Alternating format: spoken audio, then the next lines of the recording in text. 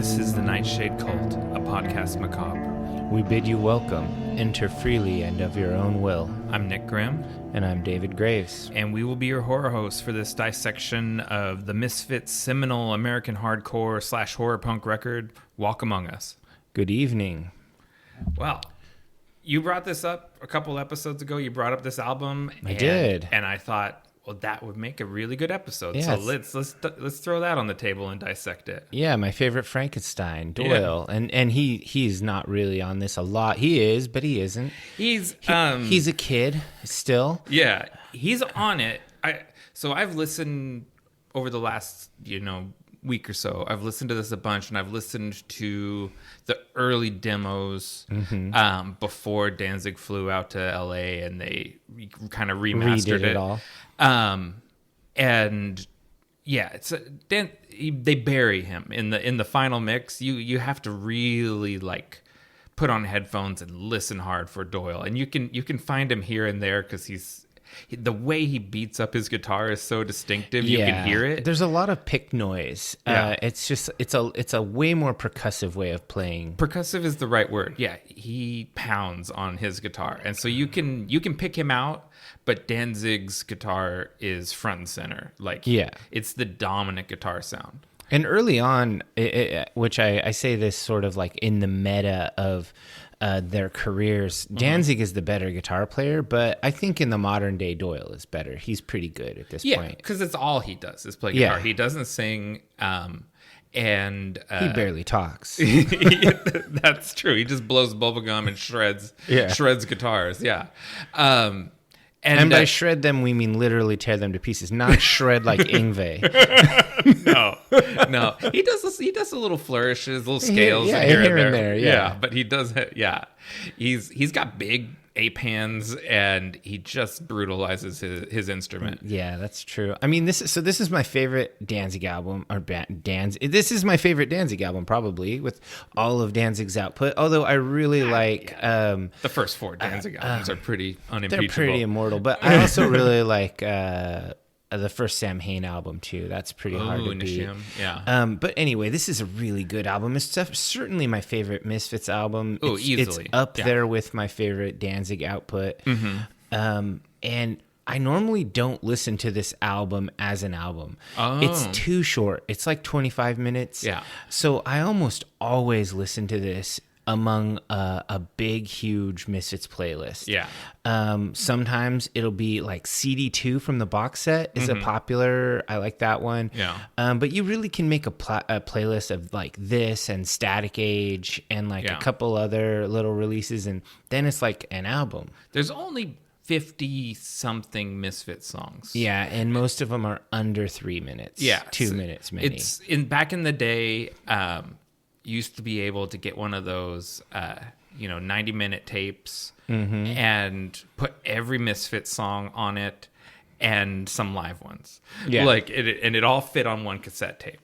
And I think there's maybe just a tiny bit more material has leaked out since then, and you would not quite fit on a 90-minute tape. But from those lost albums that they never released, because this is technically the Misfits' first full-length album, right? Even though they'd been around for a while and they had already recorded a full-length, but they never released it. They recorded 2 full-length albums before this one. I couldn't remember if it was a full-length and an EP, so they had recorded a bunch. The Static Age record never wasn't released until the 90s. And that's a really good one. That's just right behind this. Yeah, and what is sort of called 12 Hits from Hell.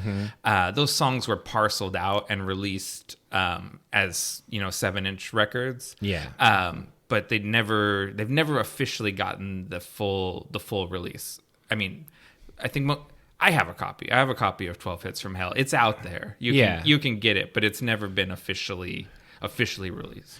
And so to my point of this being usually just part of a greater playlist, I really enjoyed listening to this a bunch on its own merits, just standing by itself, just 25 minutes of fury. There's only a few moments of calm, and I really enjoyed it. So I'm glad that we're doing this.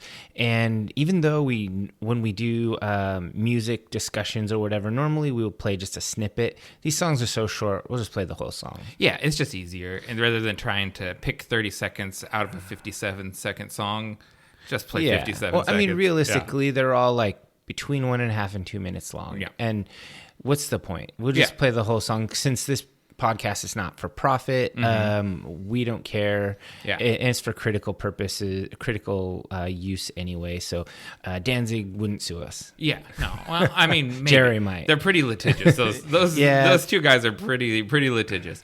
I was wondering, and I think I probably know the answer, but it's worth talking about. How did you become aware of the Misfits? When did you first hear about them? You know. Well, I mean, I think it's fairly obvious how I became a fan. I through Metallica. Through Metallica. Yeah. That is the majority of the world, I think.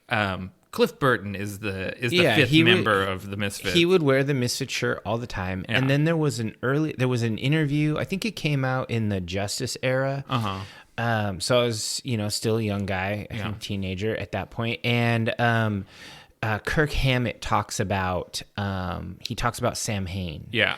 And so I got curious about these things, about the Misfits and about Sam Hain. And there was this little record shop in downtown Vancouver that we would go to, and he had bootlegs of everything all the time. I would shouts to what's his name, Brian? Yeah, Brian from the Joneses. Yeah, punk rock legend. Yeah, totally. So I would get stuff from there. And I'll ride my bicycle there. And buy little bootlegs. Yeah, he always had the German imports, and he'd be like, "These are import CDs from Europe, not CDRs from Portland." Yeah. Certainly not low level bootlegs with photocopied covers. That. But he sold them cheap. In his defense, if they weren't real imports, he sold them cheap. It'd be like $9. Yeah, I can remember just like sitting there looking at that display case, imagining what these unofficial CDs are like, and you're all right. I've been looking at this one. He's taken it out and shown me the back cover a few times, and he had some real gems in there. Yeah. That was a lot of fun. That record store still exists, but he's no longer the owner. He sold the whole thing. Oh, we probably just want to retire. But yeah, good times from the youth. Record stores used to be a big thing. Yeah. So you want to move on into our Dark Tidings? Yeah, we could do that. All right. What have you got for us? So this is very pertinent to what we were talking about. Mexican psychobilly band, the Rebel Cats, they posted on their Facebook page. They've got a new single coming out on October 20th, so 5 days from... That's a really cool name for a band. Rebel Cats? Yeah. The song is called The Girlfriend of Frankenstein, and it features Jerry Other, who is Jerry Only's son.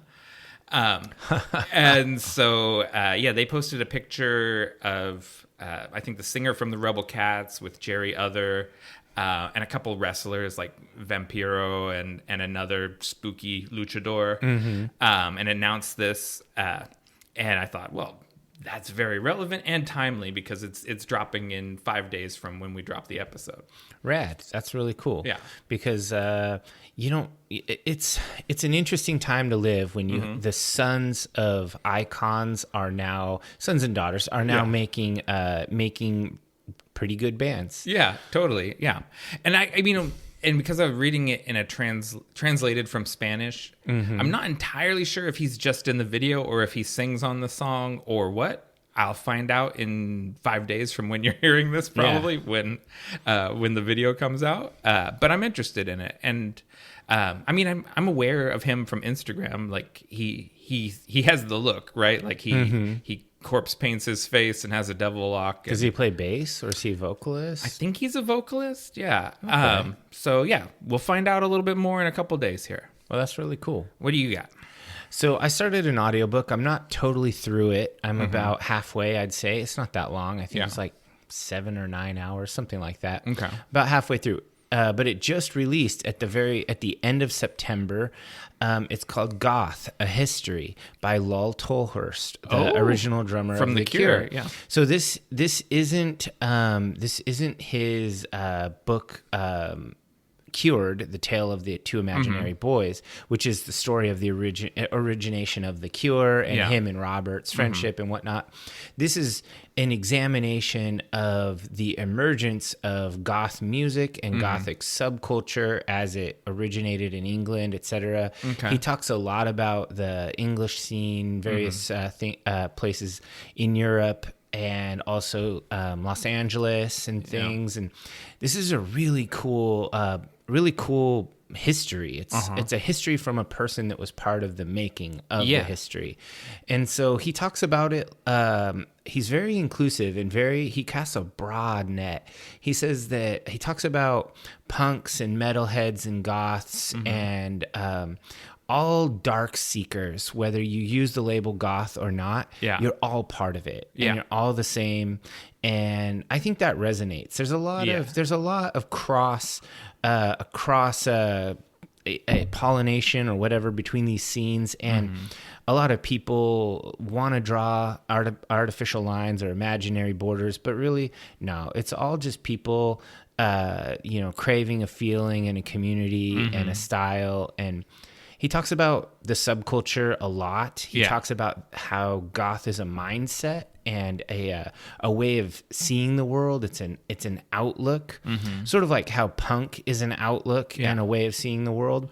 And they 100%, The Cure starts out as a punk rock band. Oh yeah, he goes into it about how basically it's all just post-punk. It's a punk and then post-punk, and then it becomes goth, which they never really thought of it as that until they were told that's what they were. Yeah, later. They just thought of themselves as post-punks. And it's really cool. I'm highly enjoying it. I think that it's cool that the author narrates it himself. Oh, really? So you get that I like that too. Authenticity. Like I'm gonna download this right now while you're talking about it. Yeah, it's called Goth: A History by Lol Tolhurst, and it's super good.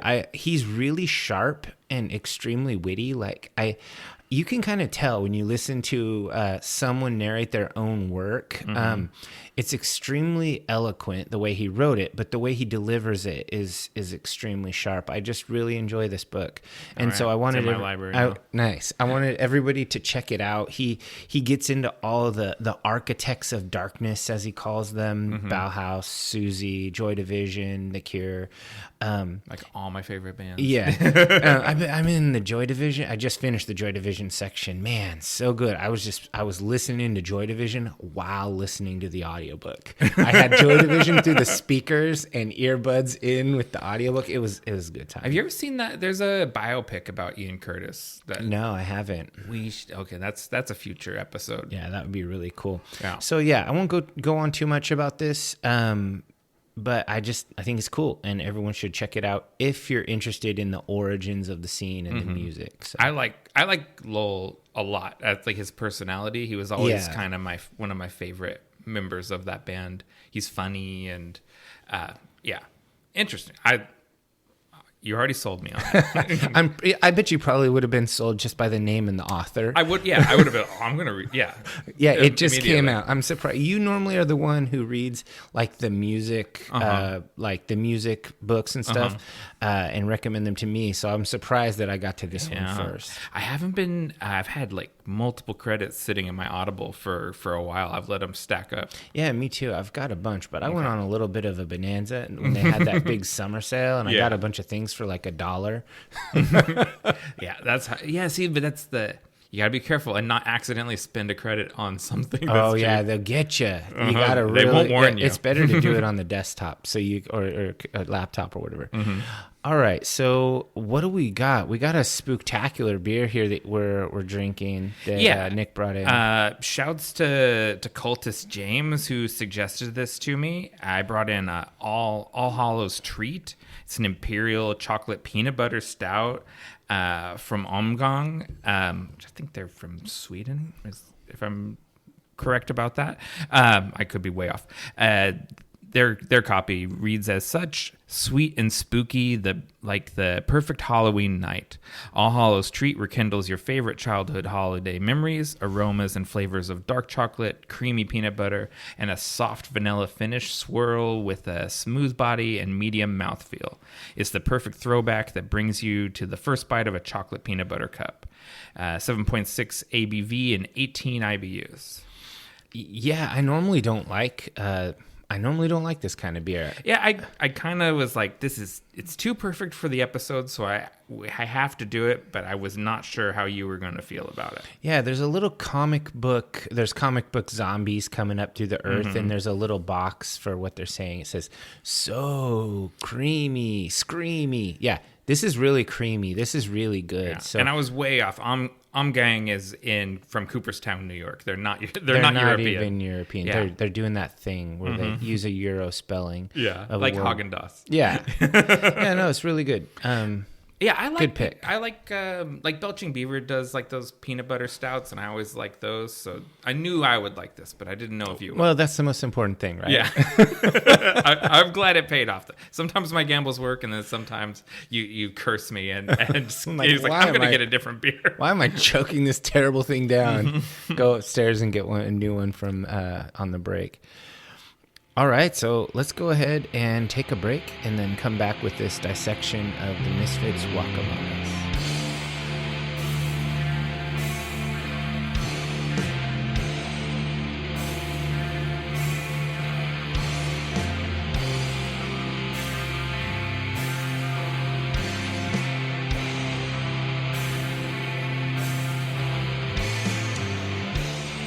Misfits Walk Among Us is the debut album from the Misfits, released in March of 1982 on Ruby Records, which is a subsidiary of Slash. It was officially the first full-length album from the Misfits, although, like we said earlier, they had recorded Static Age and 12 Hits from Hell previously. And notably, this is almost all studio songs recorded in multiple studios around between June 1981, January 1982, and they include a live track, "Mommy, Can I Go Out and Kill Tonight," which was recorded at the Ritz in New York City. Yeah, that venue, it's a venue that's still in operation now. It goes by Webster Hall, but very important in the punk rock scene of that era was the Ritz. Yeah, I always wondered why there was this random live song on there, but I do like the energy. I think it's I think it's really good. It fits in well with the album. There is an earlier version of this album that they were planning on releasing themselves before Slash agreed to release the record, with a slightly different track listing. It doesn't have "Mommy, Can I Go Out and Kill Tonight," and it doesn't have Brain Eaters on it. In their place, it's got Ghouls Night Out, Horror Hotel, and American Nightmare. Ooh, those are great songs, too. Yeah, and especially American Nightmare, because that didn't come out officially anywhere until Legacy of Brutality, so for several years after this. I think I would like it very much if American Nightmare was on this album. Oh, for sure. Yeah. So this one is for the uninitiated in the Misfits. It's Glenn Danzig, Doyle, and Jerry only. And Doyle and Jerry are brothers, and they're all New Jersey guys. And they kind of had a rotating door drummer policy. Yeah, this Arthurgoogy is the drummer on this album. He was the longest lasting drummer in the band. In the Danzig era. In the Danzig era, yeah. Not the Graves or Jerry era. I bet Googie probably got more time in than Chud even. You think? Yeah. Man, Dr. Chud had a run. Yeah, that's true. Dr. Chud had a run. Shouts, to David Calabrese. Yes. AKA Dr. Chud. Yeah, so let's talk about everyone's real names. We got Glenn Anzalone, Jerry Chiaffa, Paul Chiaffa, and Arthur Googlesby, I believe, are their real names. That's a strong name, Arthur Googlesby. Yeah, the Googs. The Googs has always been kind of my guy. Like when I look at the Misfits, he is my favorite Misfits drummer. Yeah, I always somehow there's something about Googie with his spiky blonde hair. and like a white T-shirt. Yeah, like I was like, that guy looks relatable somehow. I think the Googs was probably a pretty chill dude. Yeah, I like Googie on this album. It's really good. But really, it's like, for the most part, it's like the Jerry and Glenn show is the Misfits. The Misfits are the dichotomy between those two guys. They're they are the only James and Lars. They're the consistent members, right, across the whole, from 77 to 83. Those are the two guys that are in the band. And everyone else changes out, and it's their co-baby. I think even though Glenn is the primary songwriter, Jerry brings a lot of the vibe. Yeah, his bass playing is a lot. It's a lot. It has a lot. It's characterful. It brings in a lot of those old school vibes. Like every now and then, the Misfits throw out a very retro sounding track, and part of it is Danzig's Elvis-like croon. Yeah, but also Jerry really leans into that old style bass. They're both heavily into like rockabilly and old country music and like 60s pop and stuff, which is so weird given what kind of music they put out.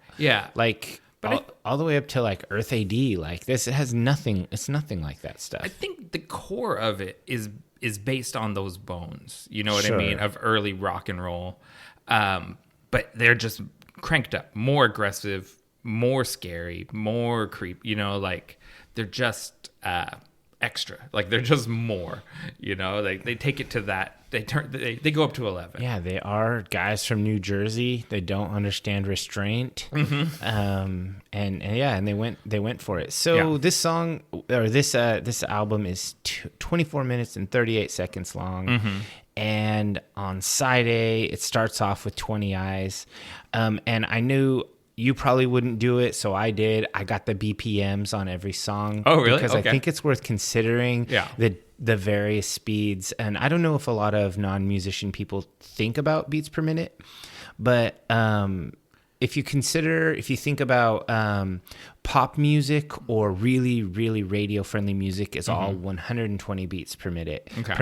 Everyone in the world can bob their head to 120. It's just very standard, and you can play any of it at half or double and it works just fine. So the first song, 20 Eyes, is played at 127, which is 126, 127 is very, very common dance music, just slightly faster than a pop song. So that's very interesting to me, because you'll see a lot of like goth club hits and stuff like Sisters of Mercy and that sort of thing will be like 126.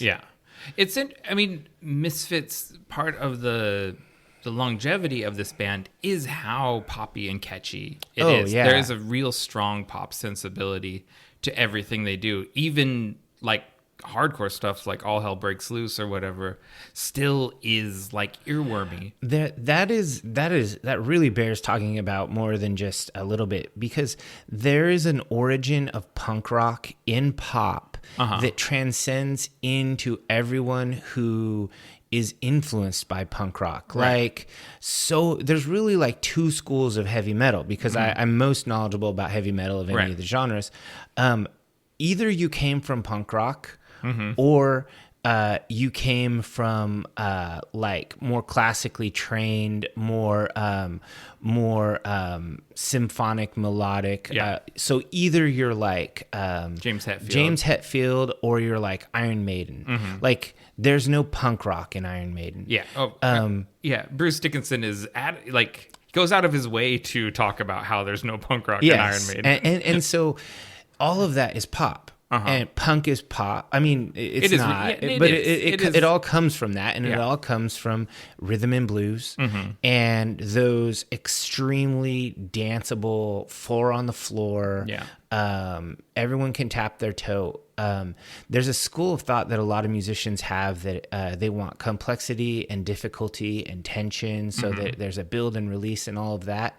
And there's a bit of that here and there with dynamics in these songs, but by and large, this is all super digestible with zero difficulty. This is not an acquired taste. Almost anybody can listen to this and find something they like. Yeah, I can remember the day I bought this record. I was, David and I used to work at a department store called Montgomery Ward's. Heck and yeah. I was sitting around with Cultist Chris and a young lady by the name of Jessica, and we were going through my CD wallet, and Jessica spotted one of the Danzig CDs, and Chris just offhandedly says, "Oh, Danzig was in the Misfits," which I didn't know. I was not. I was not well informed at this point. Noob. I was. We were all noobs. I was once. completely a noob. We were teenagers. Yes. Yeah, and I was like, Danzig was in the Misfits, and I was like, I'm going to take a 15-minute break. I walked across the parking lot to Circuit City. I went and bought this CD, and I sat in my car and listened to it, and it didn't leave my CD player for a year. I don't know. Like I listened it's to that it. kind of album. I listened to it just repeatedly, and I tried to kind of brush it off. I was like, it's not that good. It's just generic punk rock. And then I'm singing 20 Eyes in the shower after, you know what I mean? And it's like, it's just in my head. Like these 13 songs infected me. Yeah, there's punk rock that is that is generic punk rock, and then there's the stuff that they're all trying to be, and that's the Misfits and the Ramones. Yeah, so this since this is on multiple greatest punk albums of all time lists, Rolling Stone, Revolver, Loudwire, this is generally considered to be one of the best. This is certainly my favorite. Yeah. It's definitely one of the best. All right, so we buried the lead quite a bit. Let's go ahead Listen to and 20 play Eyes. 20 Eyes, and then we'll do a little analysis. Okay.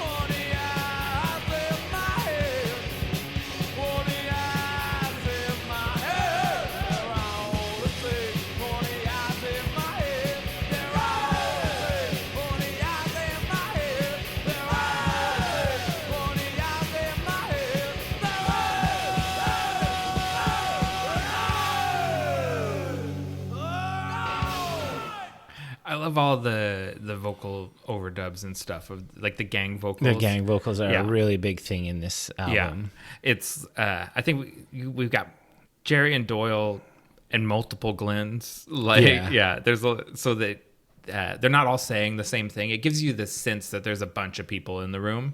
Yeah, I really like that. So Glenn said this song came to him in a dream. He had a dream where he was watching a punk band play, and they were really ugly, pimply, real gross-looking guys. And they played this song, and so he brought it to Jerry, and he said, "I ripped off a song from a band in a dream, but it's really my song because I dreamed it."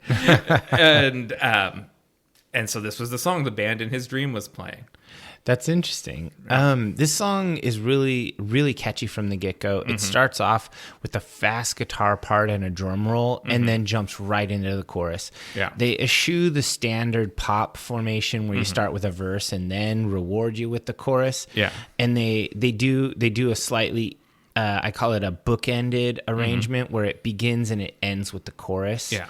And there's really only one verse. The second verse is actually more of a bridge because they change it. They change some things, but this is extremely simple. There's really only 2 riffs in the song. Yeah. But that's okay because they rip. They're really good. That's all you need.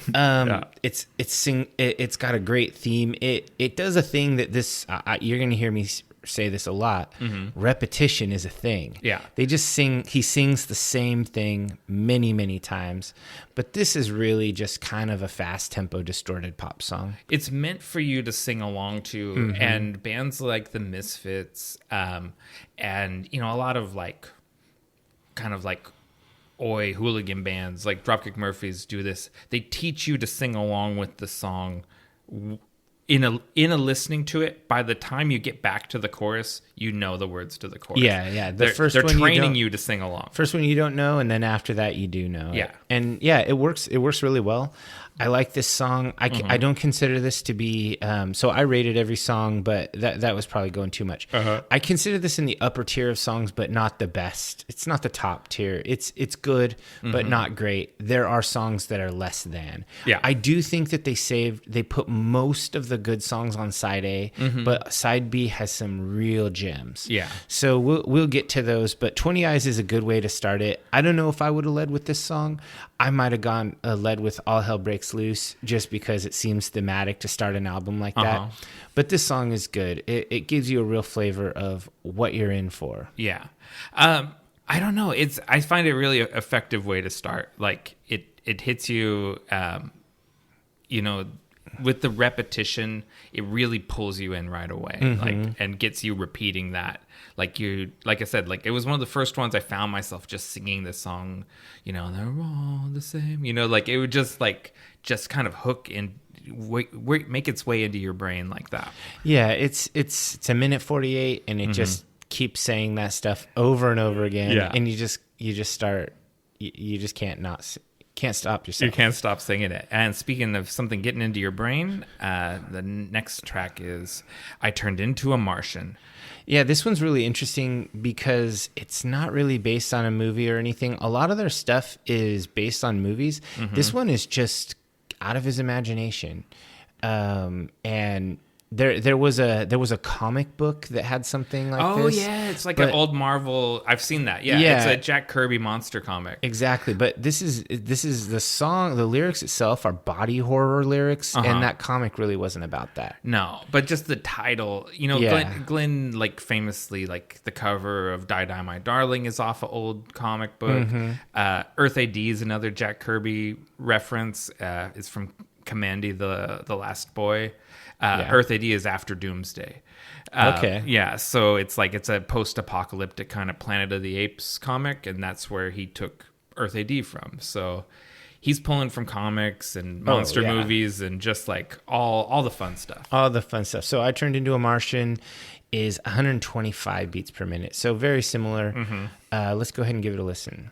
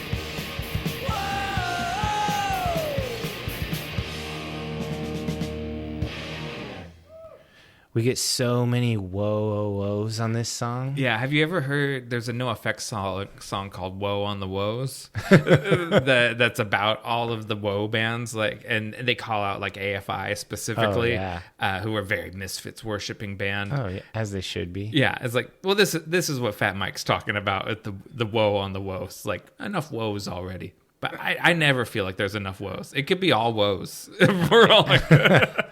Yeah, so I never really thought of this song as one of my top songs on this album, but listening to it, it's really tight. Even the little pseudo lead that's just really a higher pitched riff. He just plays it up. It's good. It adds something. It adds a piece to that little bridge, and this song is really good. And you once again feel like you have to sing along. Yeah,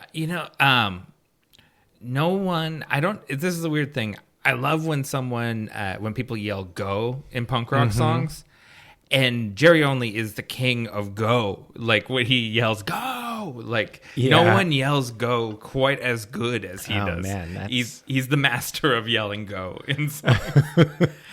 So I've been playing a lot of Baldur's Gate 3, which is all about all the main characters have illithid tadpoles in their brains. They turn into a Martian. Exactly. Like, I was like, oh man, this is the BG3 song. You have your mind's being possessed by the illithid tadpole. That's awesome. Yeah, this one's really good. Again, I put this in the upper tier of songs. It's not the very best, but it's definitely kind of cream of the crop. It's some of the better riffing, and his voice sounds really strong here. There are some songs where his voice sounds a little thin. Yeah, you can tell they'd been touring a lot. Yeah, he. I think it's got some of his best lyrical storytelling, like across the. There's an arc to this song where I think some of the other songs, and we'll talk about when we get to them, where he sort of loses his own concept a little bit in the second verse and stuff. This is well written. It makes sense. Yeah.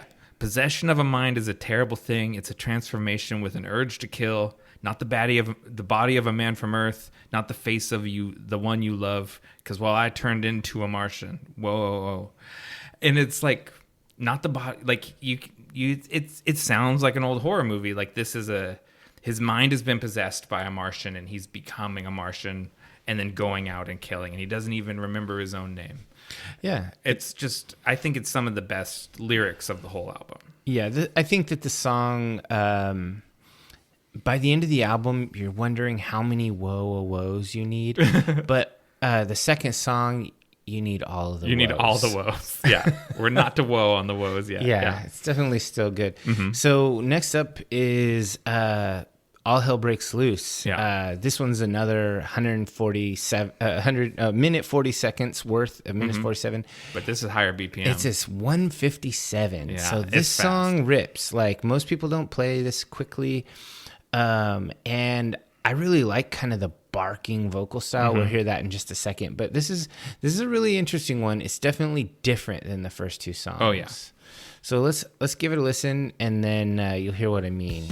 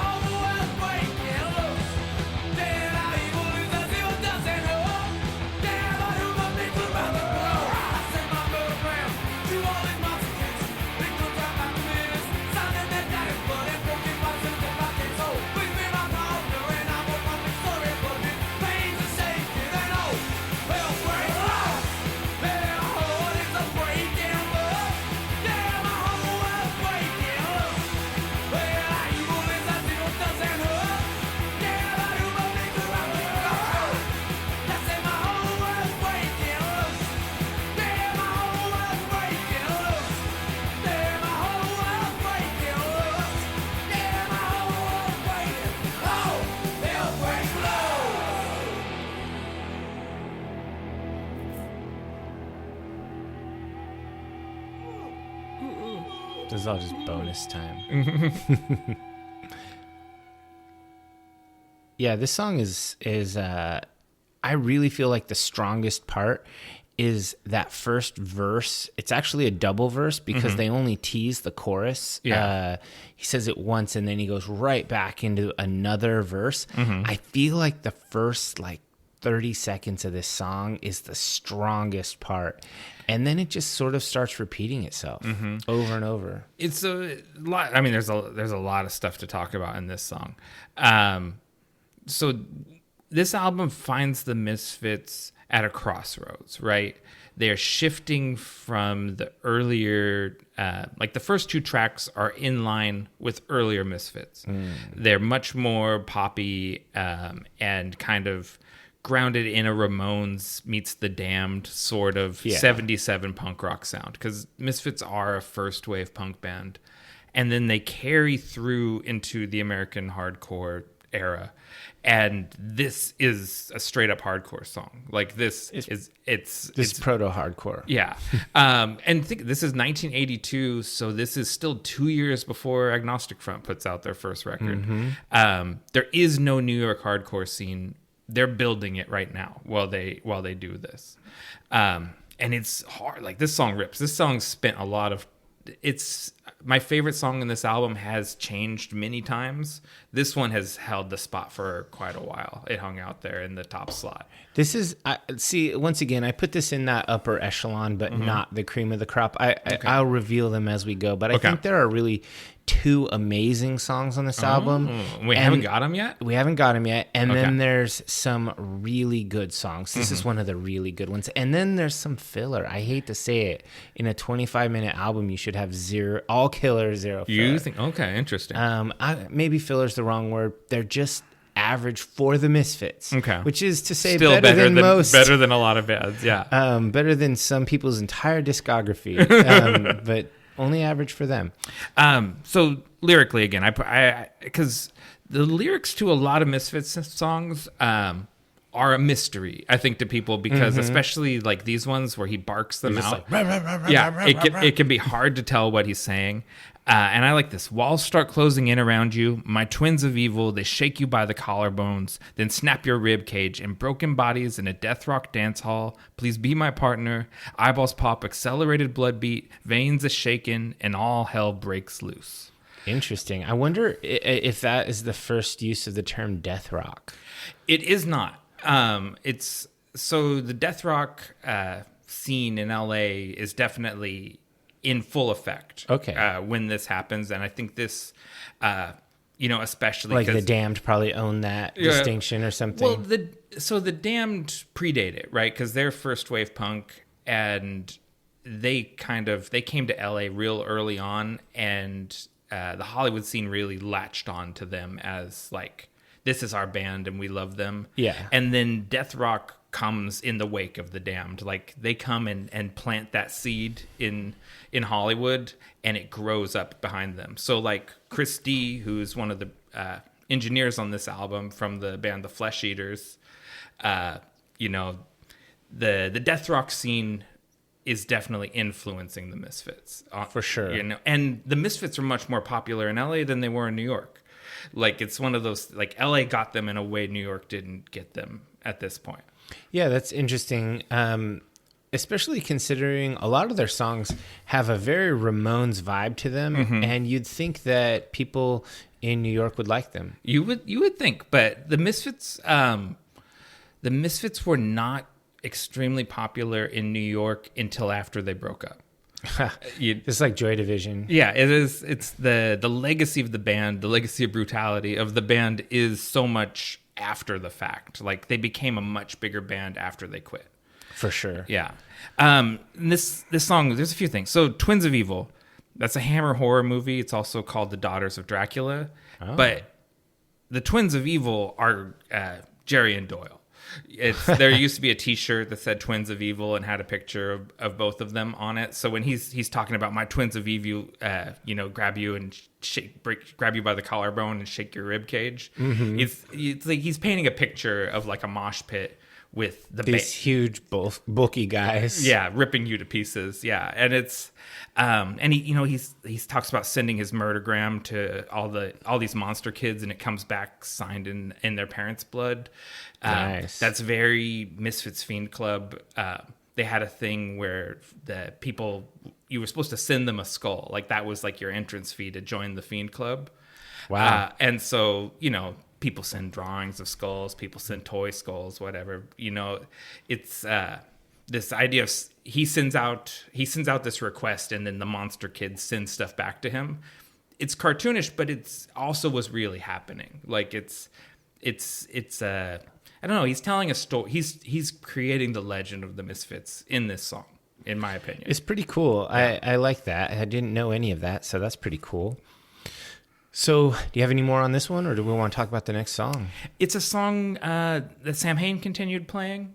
Okay. So I think that's interesting too. It's one that he kept it in the repertoire going into the next band as well. Glenn liked it. Yeah, I did that with a couple of my bands. Took my favorite song and brought it in on the next band. He wasn't done with this one. So the next song, track 4 on side A, is Vampira. Mm-hmm. We've got a shorty, 1 minute 26 seconds at 111 BPM. This is a good one. I like this song mostly because this has a lot of atmosphere. There's more reverb on the vocals. Yeah. There's the guitars are there's a little more jangle and a little less buzz. Not to say that I don't like distortion, but I like how this changes it up a bit. I really like Vampira, and I think of course the Elvis stylings here are really cool. And so I just think that this song changes things. Yeah, it flips up the vibe a little bit. All right, let's give it a listen.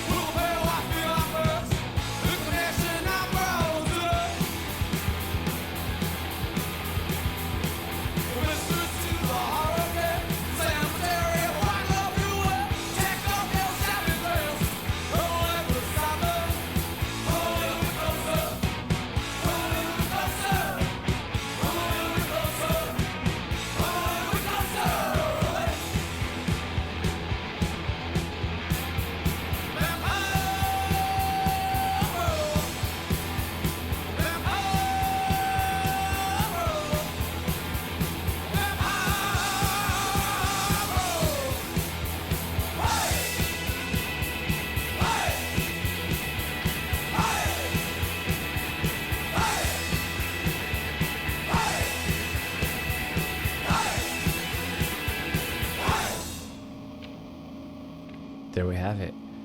Yeah. So Vampira, obviously dedicated to one of the OG horror hosts. Yes. We're indebted to her. She paved this road that we're walking down. It's a bit of a love song. Yeah, I mean, obviously these guys are they're smitten with Vampira, and for good reason. Yeah, I think this is a fun song. This is still in the very strong category. Yeah, it uses a very it uses a similar format or structure, I should say, to All Hell Breaks Loose. They do a short intro, then they do a verse, and then they tease something, and they have a little bridge, and then they go back to the verse, and then really they chorus like the whole rest of the song. That's why it's so short. I honestly think had they rearranged this, had they done a little song smithing, they could have made a 2-minute song that was pretty strong. Interesting.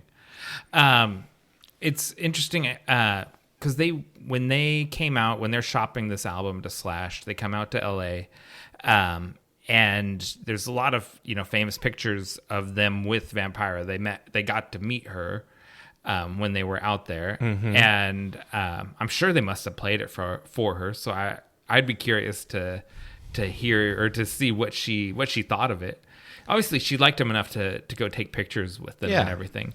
And Mila Nurmi, Vampira, I kind of credit her with being the original goth, like lifestyle goth, because she was doing it in the 60s when there is nothing, there's no other people that look like her. And she's out, you see pictures of her like at the beach with a parasol, and she's got a shaved head with just bangs and corseted waist and everything. She looks like Vampira. She was Vampira on TV, and she was Vampira all the time. Yeah, there definitely wasn't a goth scene. It wasn't really a subculture at that point. Yeah. She was just a weirdo. She was just a weirdo. And that's totally cool because goth doesn't come around until the end of the 70s, but really 79, the 80s. 80, The 80s are when goth begins. She's so, a full 20 years ahead of she's the definitely curve. an innovator. Yeah.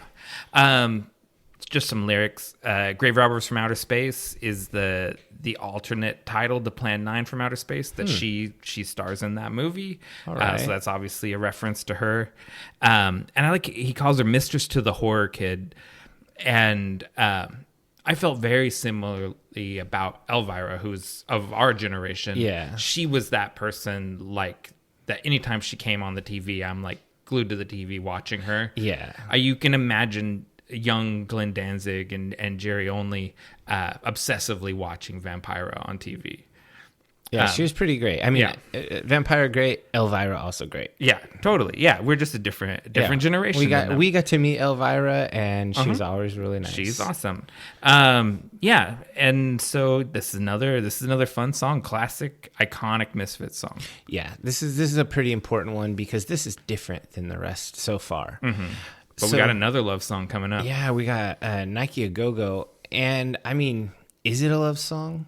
It's a song about a boy that's in love with a missile. That's how Glenn describes it. Yeah, I mean, so let's listen to it and then talk about it. But this definitely this song is not like the previous. It's got to change too. They're 5 songs deep, so we're barely not even 10 minutes there, and they've given us 5 different looks and styles. Let's hear it.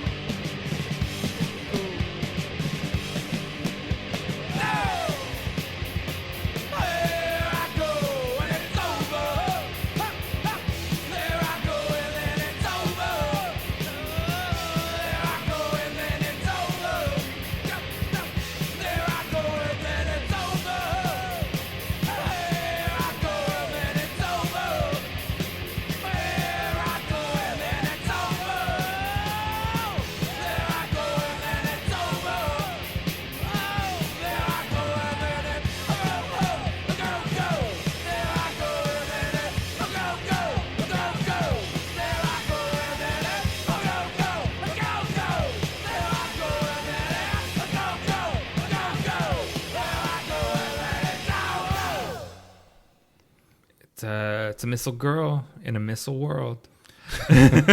So why do you think, so this is 124 BPM, so it's right in their wheelhouse. Why do you think they saved the best part for the outro? they switch and they do that singing outro that's not really present in the rest of the song, because it's a 2-minute, 15-minute song, and the first minute, I kind of like the intro muted guitar with almost a surf style riff, which is really cool. But then it gets into the song and it just falls flat. It's boring until the outro, in which it's standout. Yeah. It's like, huh. Interesting. It's really like a tale of like two songs in one. Yeah. I don't know. I mean, just to be honest about it, I've drank the Kool-Aid completely on this album, and like everything at this point. Yeah. This was the longest song, like, for me to come around to loving. Okay. Like, out of any of them, this was the one that I did not immediately latch onto, although I have done now. I don't know. It is kind of an odd structure. It's odd subject matter. A guy that's in love with a surface-to-air missile, which the Nike Hercules, named for the Greek goddess of victory. I think that's probably, what got Glenn's mind spinning is this idea of this missile being named after this goddess and this guy being in love with the missile or whatever. And it's evocative. It's misanthropic to be in love with a weapon of mass destruction. Yeah, totally. This is just him being tongue in cheek and him being kind of edgy. It's Danzig. I mean, he's an edgelord. That's okay. Yeah, you kind of like, so. I mentioned earlier that Jerry is the king of goes. There's a lot of goes in this one. He gets to go a lot. So many goes. And they kind of trade vocals back and forth. Like Glenn sings a line and Jerry does a go afterwards. But yeah, and it's suicidal, right? The guy, Nike, take my life along with yours.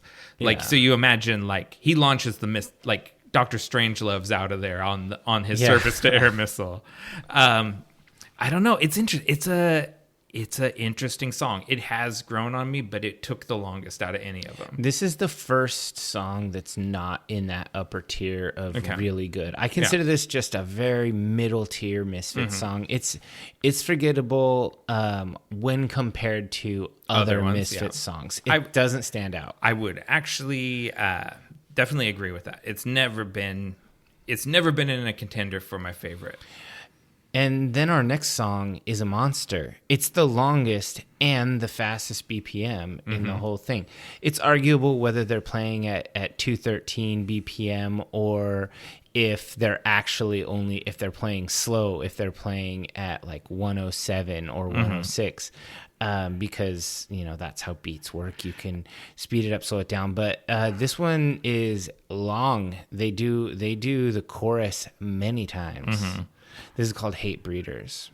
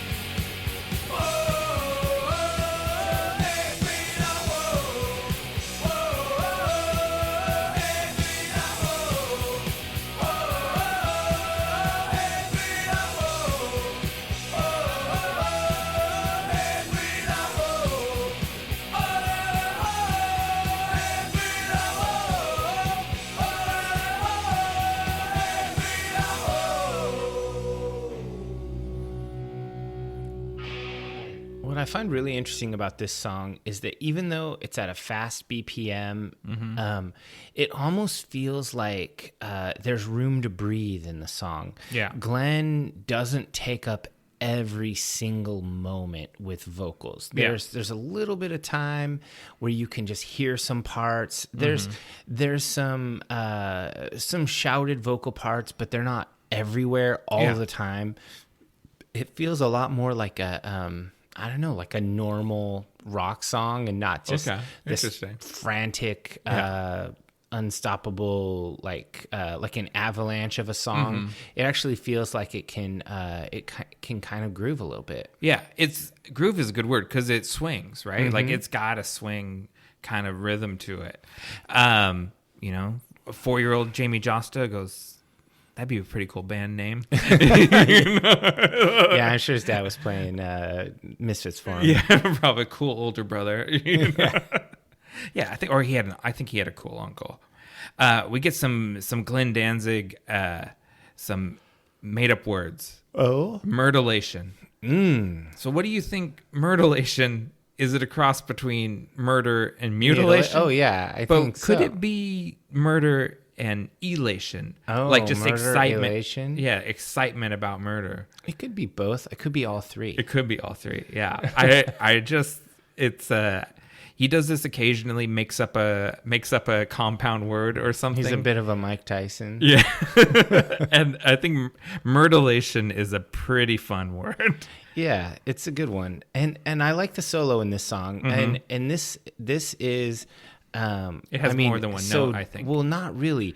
Jack Black is going to have to pay these guys copyright because it's a one-note song with a little bendy. Yeah. I think it's a slide up, but it could be a bend, but it's basically one. It's one note, but it's fun. It works. Like, I did the bendy. Yeah, exactly. That is exactly how the solo was written. Yeah. Well, it's, we were talking while we were listening to this song. The Googs is at the limit of his playing ability, and PC Doyle's at the limit of his playing ability. He couldn't do any more than that at that point in his career. Yeah, he's actually credited as the lead guitar player on this album, not even just guitar player. Yeah, he's lead and Glenn is rhythm. But with the overdubs, I think Glenn even thickens up the solos. Like he plays the solos. Interesting. And they overdubbed it over Doyle's. I wonder if Glenn plays much guitar anymore. I mean, I think he still writes songs. Still writes on that old Les Paul of his. Yeah, his Gibson Les Paul, yeah. It's a good choice. He sits in front of... Well, he sold the house, so he probably doesn't sit in front of that stained glass window anymore. I wonder why he sold the house. It was too famous. I don't know. He got tired of people like me coming and taking pictures in front of it. He wasn't there when I did that. It did not look occupied. Yeah. Yeah, but... So maybe he took the stained glass window with him. Maybe I would. If I commissioned a stained glass window of a werewolf, I'd take it with me. Yeah, the next owner's not going to want that. I'd have it framed up like wall art, and then I'd probably have it backlit in the frame. Yeah, and then move it to my new house. Yeah, I'm sure he has a nice place somewhere. I think so. He must. I mean, I think all these original Misfits gigs and like the Danzig, where you play a whole album, concerts he's been doing recently. Yeah. I think these are paying him very well. Yeah, we saw the original Misfits gig, and that was really good. Yeah. I enjoyed the heck out of it. I hope to get to see them at least one more time. That would be pretty cool. Yeah. So I put this in the middle tier of songs. This is in the same level as Nike A Go-Go in my brain. It's a step down from Vampira and All Hell Breaks Loose. Yeah. But still a pretty good song. And this next song on the album is the live track. I kind of feel like the last track on each side is kind of a bonus track. They don't really feel like they jive with the rest of that side. I get what you mean. They kind of are. It's like they save the last track on each side is just something different. And this is 2 minutes. It's 97 BPM. It's actually kind of a slow song, but it doesn't feel slow, mostly because of Glenn, not because of the the actual the drumming or whatnot. But when you listen to the riff, listen to how actually ponderous the riff is. It's kind of stompy like a Frankenstein. Well, that's fitting because this is the only one that doesn't, because it's a live track. This is just raw Doyle. There's no Glenn overdub on this one. So if you want to hear Doyle's guitar playing, this is the song to hear it. Yeah, and it's not bad. Yeah. Let's give it a listen. Yeah. Mommy! 1, 2, 3, 4! Sing on like the kids you are made to me. Straight in with the select board. I don't give up, I'll outlast. Stand in every night. Right home to my best mom. Girls don't say I'm a little fucked. Mommy, I'm a fucking savior. Mommy, I'm alive.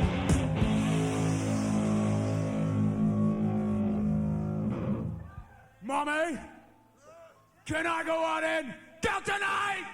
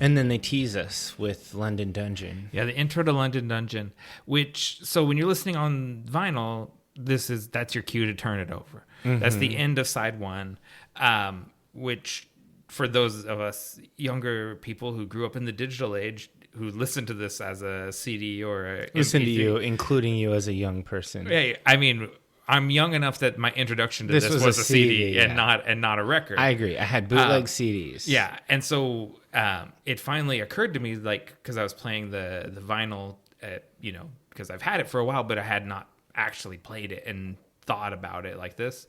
It's like, oh, this makes a lot more sense as the end of side one than it does the middle of the middle CD. of the album. Yeah. Because it's like you don't mind the way that London Dungeon trails off, where when I was listening to this on CD, I was like, what song is that? That sounds awesome. I want to hear that song. That song sounds literally better than the song I just listened to. Yeah, like that is the feeling you have, right? And so it's like, okay, I can get it as a teaser at the end of a side of a record. Yeah, it's interesting. They saved the worst for last on this side. Wow. It is the weakest song. Okay. It's live, so I'll give them a little bit of that. But Glenn is unintelligible with his rapid fire vocals. The playing is fairly sloppy, but that's okay. It's punk rock. It's just a song where the only memorable part is the title of the song. Yeah, it's just sort of it's like the name of the song and the London Dungeon intro. Those are like the good parts. Those are the good parts. This song has some wild lyrics that I really enjoy. You can't understand them because of the way he barks them out. You have to get them from somewhere else. Yeah. Because it starts out, it's a very sort of like school shooter song, right? This kid, he's singled out. Kids are mean to him. He gets straight A's, but they still make fun of him. Girls all say he's a little fucked.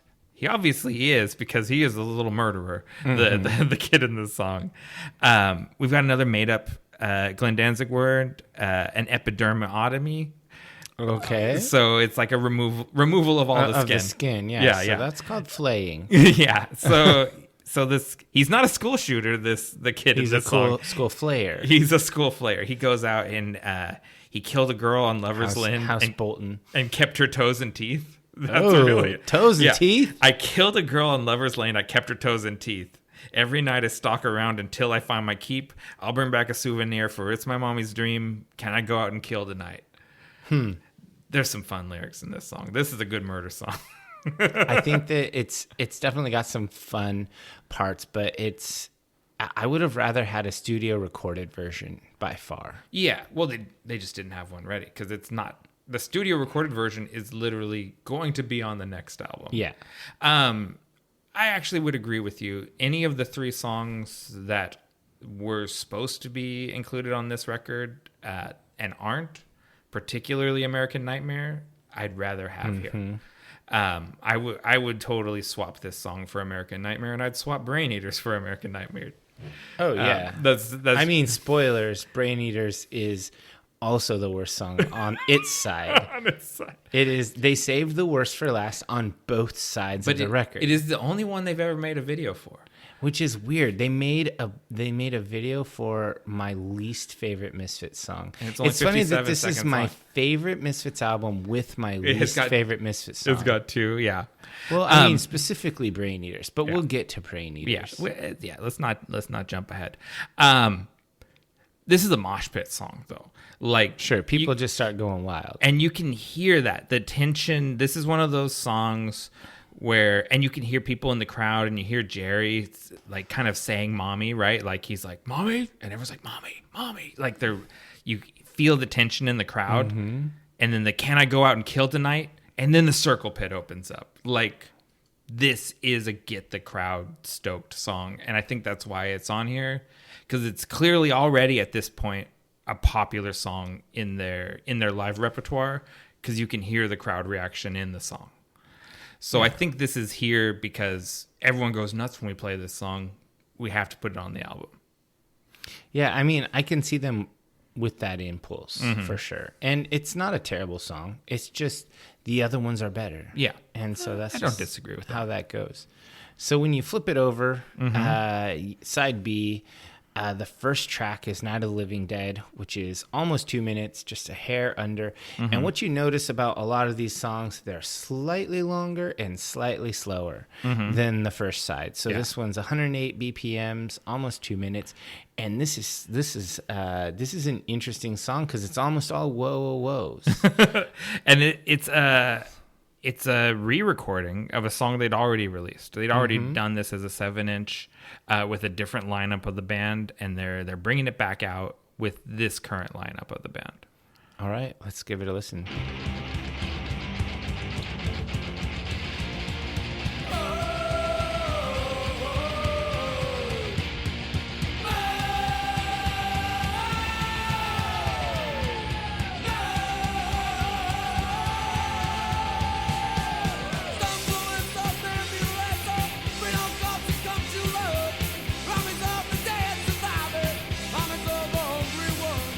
All the ones, ripped up like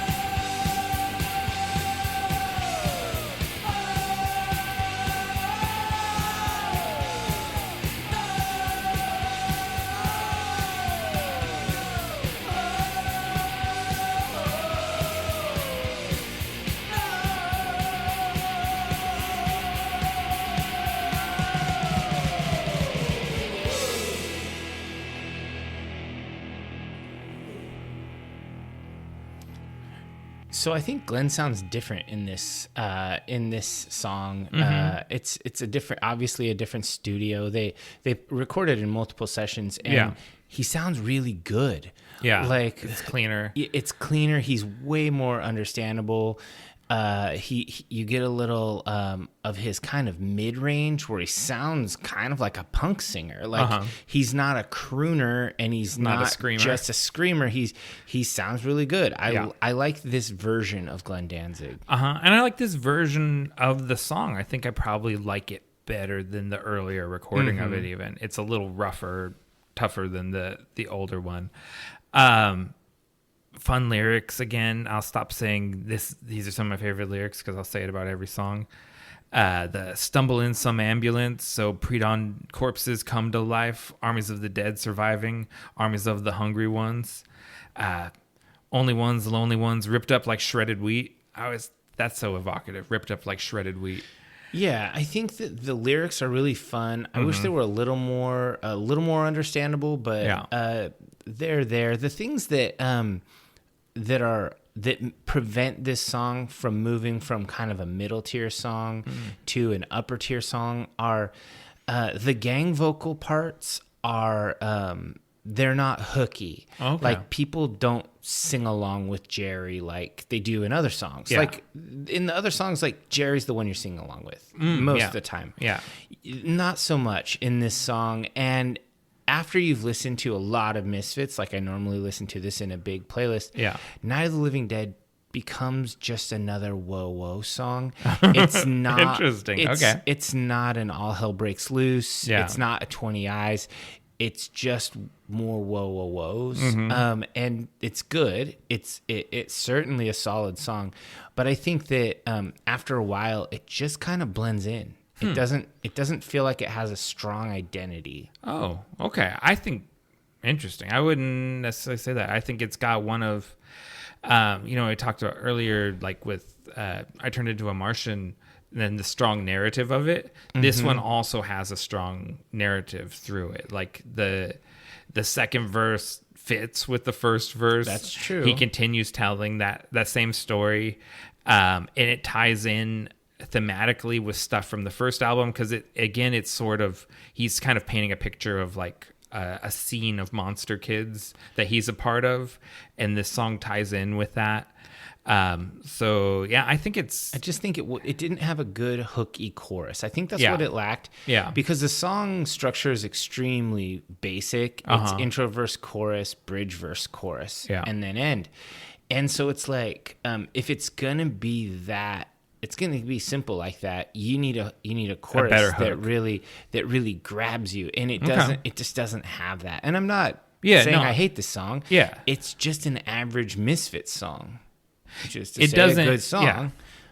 I guess the chorus is it ain't no lovin', it ain't no happening, this ain't no feeling in my arms, and that evokes it. It's like it's cool. I like listening to it. Yeah, but it's not a hook. Yeah, no, I can get. I understand what. Like some of these songs are an absolute bop, to use the kids' terms. Like even I Turned Into a Martian. Like that song is bop. You're singing along. Yeah, and this next one. Not this one though.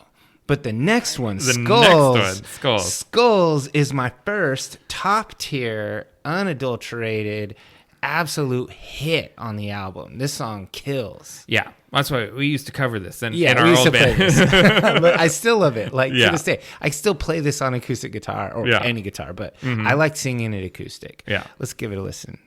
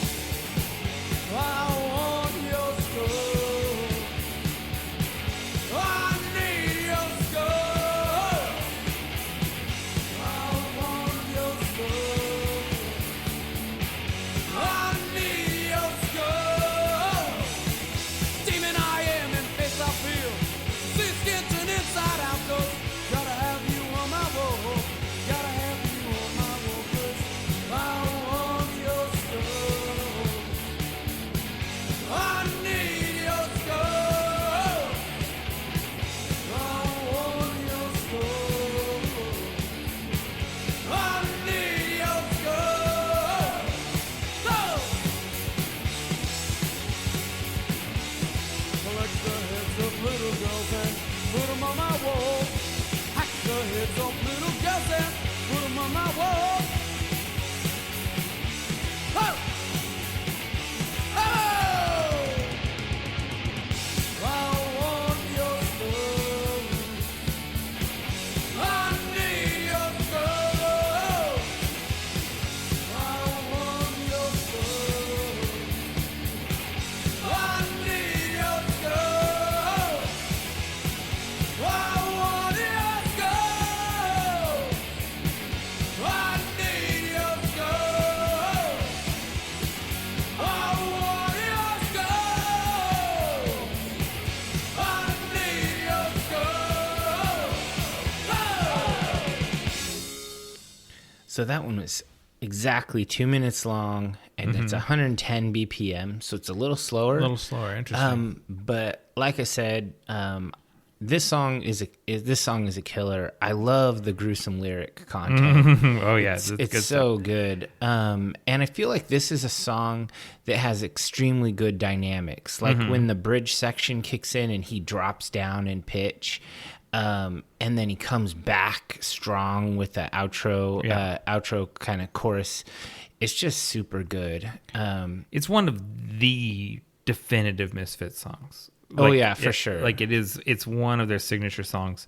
And I just pulled up the track list, the original track listing before they added in like the live song and everything. And this was always number 2 on side 2. Like this, I wonder it's why. one of the same. I one of might the have place.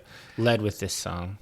I could imagine a world where this is in place of 20 Eyes pretty easily, and it's a strong intro. Yeah. Yeah. And I like, and it's almost like, because it has, the call to action, because it's talking, I want your skull, I need your skull. And that was part of the Fiend Club thing, right? The mailing in the skulls. So like this really feels like an important Misfits song. Like it's part of the legend, of the band. Yeah, I mean, and the vocals are totally understandable throughout. You can hear every single thing he's saying. It's all enunciated which clearly. is not always the case with Danzig. Corpses all hang headless and limp, bodies with no surprises, and the blood drains down like devil's rain. We'll bathe tonight. That's a good one. It it's paints good. a picture. Yeah, it's very Bathory-esque. I also really feel like the guitar and bass lines are really good. They're simple and effective. They go low high. They're 4-note progressions, and they're very solid. I highly enjoy this song. So I can't really say much more positive about it, but it's one of the best Misfits songs. It's certainly one of the best songs on this album. Yeah, I agree.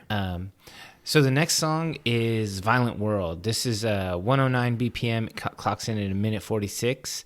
Yeah, it's a lot slower songs than I would have guessed if you had asked me. Yeah, the second half, it's quite interesting. This song, when you're listening to it, listen to the guitar and bass line. They feel like they move a lot more than the typical Misfits 4 notes, 4 counts on a note, and then the next note, and that they definitely have a formula. So listen to those, and you'll see how much this song actually kind of travels.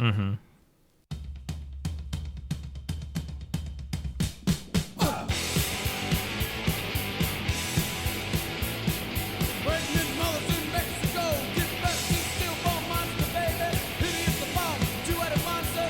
Sex for your magazine, that's a come on, to buy the world with me. Come on, to buy the world with me.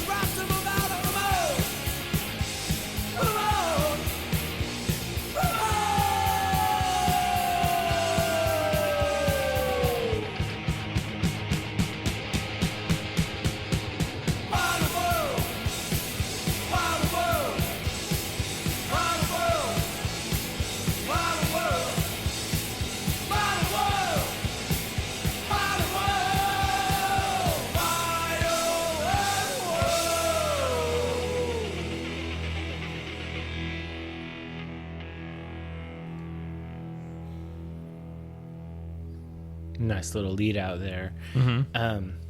Yeah, you get this one gives you a little Doyle show. There was a chunk there at the end. You hear more Doyle in this song than you hear in a lot of the other ones. Yeah, I mean, this song is interesting because it doesn't really have a super notable hook. The hook is him saying "come on" over and over in the song.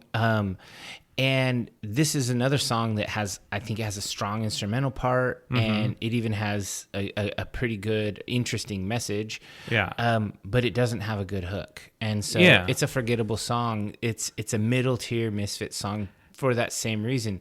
It doesn't have a sing along. It's just sort of, it's good. It's there.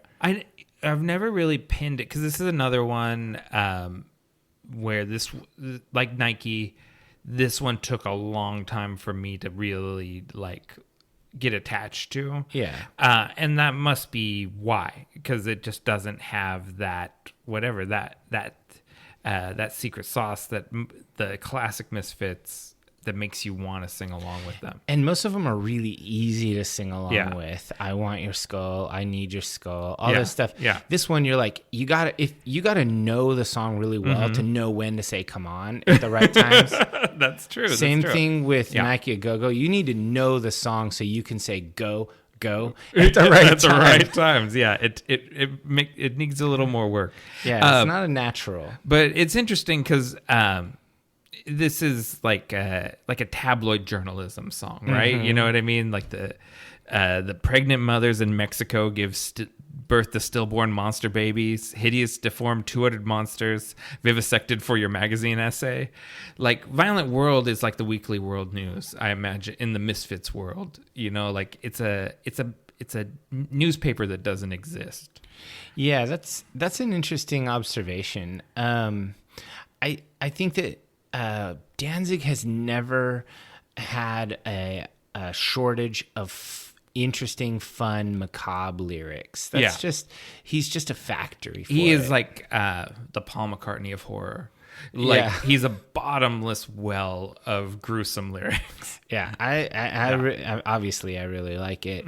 So that was a good one, but and here's another one. I consider this just a decent Misfits song, but I love the theme. It's called Devil's Whorehouse. It's a minute 45, 110 BPM, and we get a little more rockabilly vibes in this one. Yeah, and there's something real fun in this song I want to talk about. All right.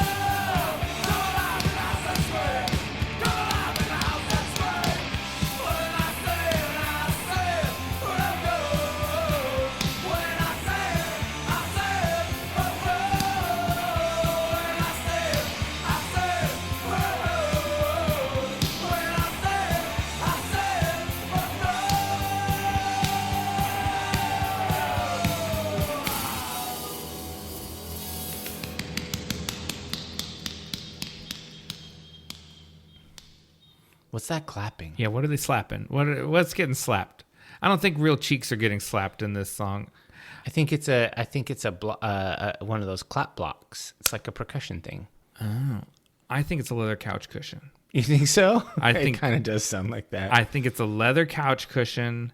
I don't know if it's an open hand slapping it or a drumstick, or like a proper instrument of S&M or something, because Yeah. there's a sex dungeon vibe going on. Yeah, there's a spanking vibe going on here. Well, and they say what's the nighttime for beating backs? Like it's supposed to be a sex dungeon sound. Oh, you know what? I'm looking across the vault of darkness here. It might be the drum stool. Oh, it could be the drum stool. It could be the drum stool. Just open hand slap on the drum stool or a stick on the drum stool. It's part of the drum kit. Yeah. So maybe it's Googs. They had one. I actually think it's Danzig doing it. Because I think There's a lot of spanking there at the end. There's a lot of and spanking. we know Danzig loves the spanking. Yeah, I think so. I think this song makes it clear he's a visitor of the Devil's Whorehouse. Yeah, for sure. Yeah. I don't know if he's spanking or being spanked. It doesn't matter. I'm not here to judge. But yeah, I think this is a Kinkster song. Yeah, I like how they add that rockabilly vibe into it. That sounds very Jerry only, like dun dun dun dun dun dun dun. Dun. It's pretty cool. I like his bass playing. It's good. I just think that this song is fun. It's a middle tier song. It's pretty good, but it does at the end of the day, if you're asking me to like name 10 Misfits songs in 10 seconds, this doesn't come out of my mouth. That's probably true. And that's okay. It's fun on this album. And that's a thing that's kind of a lost art, a lost practice, I should say, is the listening to a single album front to back. Yeah. Modern people tend not to do that. Yeah, There's a lot that's true. more streaming, let it flow, let it whatever. Let the algorithm shuffle. Yeah, I am an album purist. I listen to albums beginning to end. Even my playlists have albums on them. Like it'll have all of Walkamongus and all of Static Age. You need to get into this vinyl thing. Get into collecting vinyl and make a real fetish of playing albums. Yeah, I do love it. Like just a short shout out. The album that I've been listening to front to back, just on repeat, has been Black Braid 2. Oh yeah. So good. Like if you like black metal cultists, but like I'm all about the album. Okay, next song, we got a long Misfits song. It's 2 minutes and 14 seconds at 110 BPM. This is an instant anthem. The fact that it's the 5th track on side 2 is a damn shame. It's bizarre choice. So good. But that, it's one of the best songs on the album. That's one of those sort of Glenn Danzig contrarian things. It's like, make 'em He's dig like, for you're gonna sit through my S&M cheek slapping song to get to Astrozombies. I'm gonna make you wait for it. I love Astrozombies. So let's listen to it and then we'll talk about why we love it.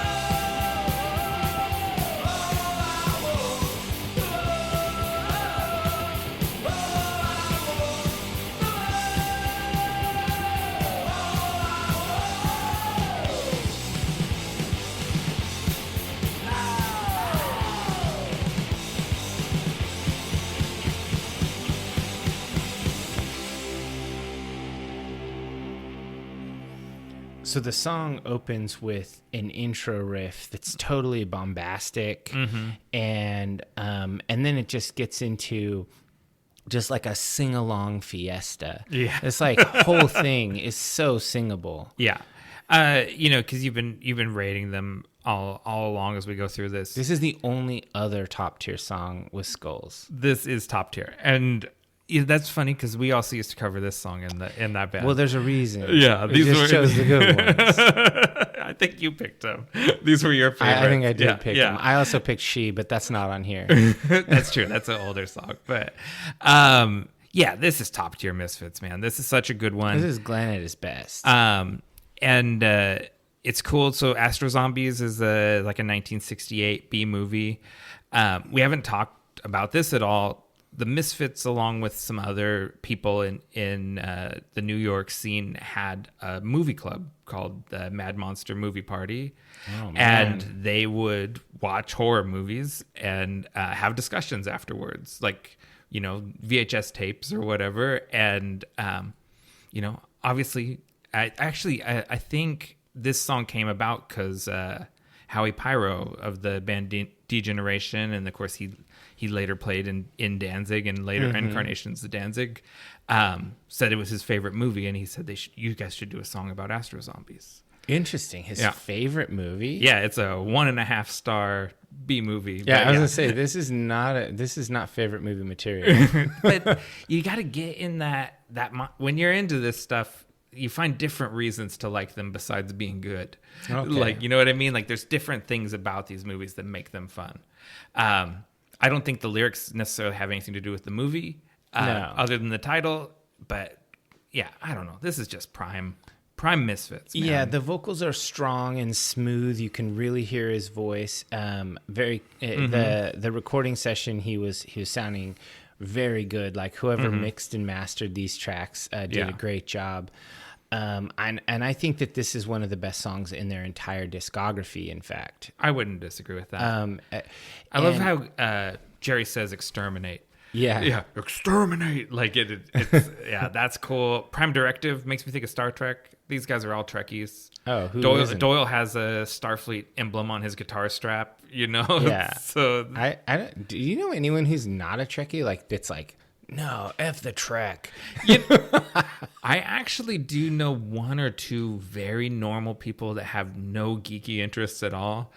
And it is always a weird thing where they think Star Trek and Star Wars are the same thing. Yeah, and they don't like either. Oh, okay. And it's one of those things where you're like, that makes them weird. I like you and everything, but how did we end up being friends? Because I don't know, like, where did we come to each other? Yeah, that's totally weird. It's always in this day and age where, like, The Mandalorian is one of the most popular TV shows. Everyone is a nerd. Yeah. So when someone isn't a nerd, it's always a little like weird. It's so weird. You don't like. He's like, I don't like science fiction. I don't like science fiction. Weird. Okay. Yeah, that's weird. That's like my whole life is science fiction. Fancy.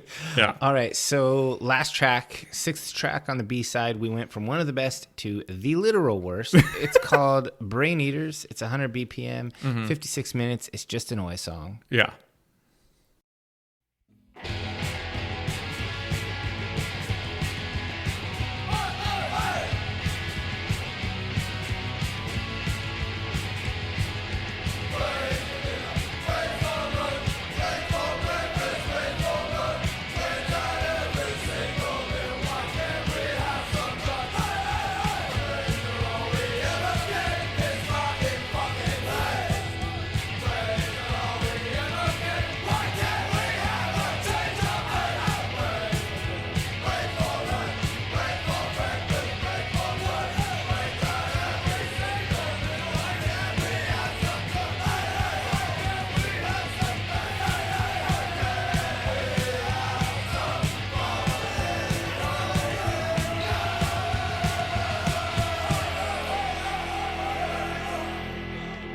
I will say I like the jangly guitar tone on this. It's very chordy. They let the high a high strings ring. I like that. I think it's interesting, and it evokes some of that British punk of it's the a pub era. song. Yeah, but ultimately, this is not spooky. It's not moody. This is like if they made an antithesis to Cough Cool, that's this song. Yeah. It is, it's a joke song, right? Sure. Anytime the singer gets on the drum kit, things are getting silly. Like this is, and it's on the end of the record. It's like maybe think of like the Business song, Drinking and Driving. Like this is the end of the night. Everyone's feeling a little loose, a little silly. It's just a goof. Sure. And I would even posit there's a little bit of, Black Sabbath, Fairies Wear Boots. Yeah. There's a little bit of this is a song making fun of skinheads. Like it's making fun of oi music. Kind of how Black Flag does that. Yeah. And so it's like, it's a song about zombies, right? And so it's just kind of a goof on this kind of music.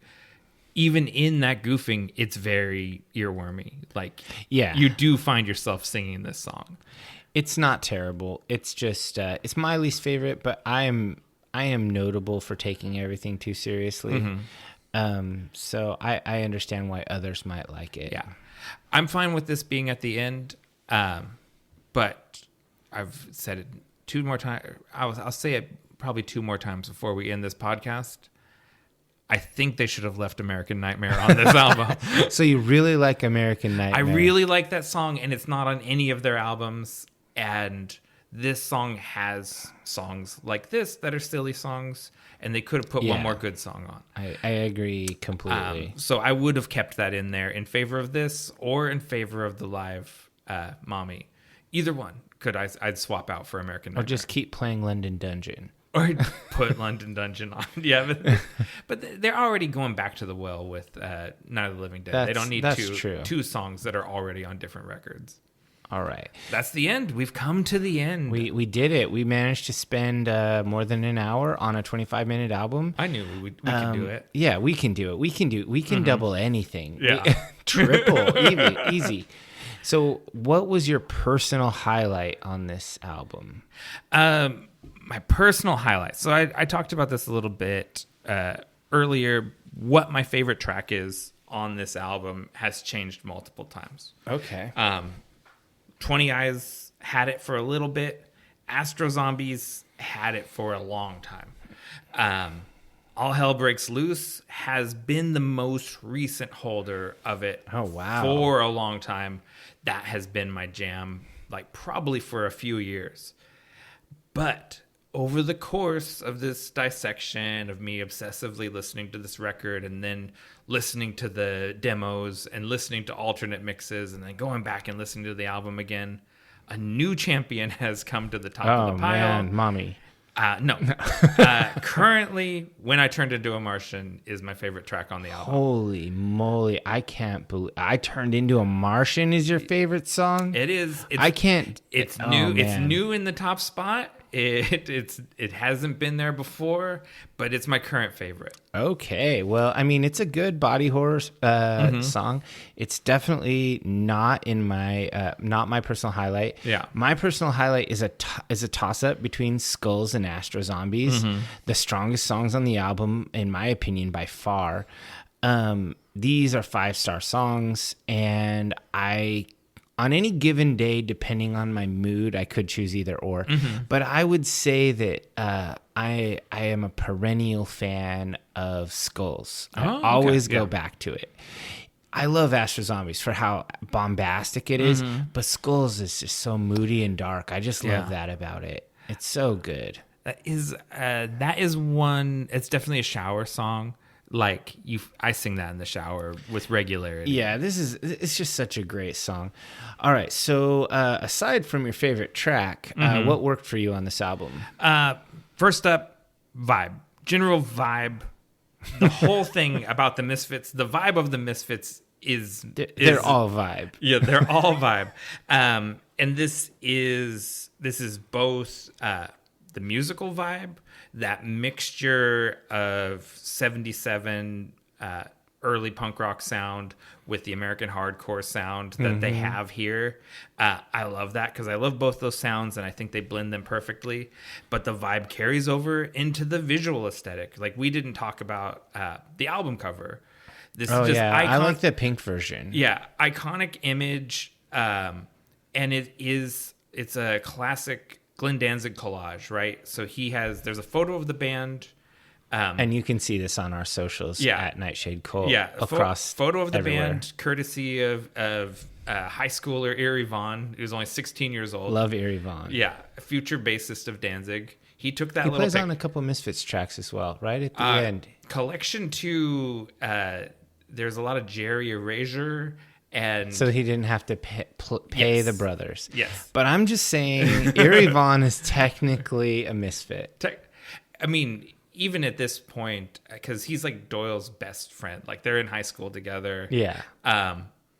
And he's part of the band, really. Like, he's doing his hair in a devil lock. He's their photographer, quote unquote. Merch guy, roadie. Exactly. Driver. And the other one, so the art on the cover is credited to glenndanzig, Schlock, who is Rocky Caiafa, another Caiafa brother. Okay.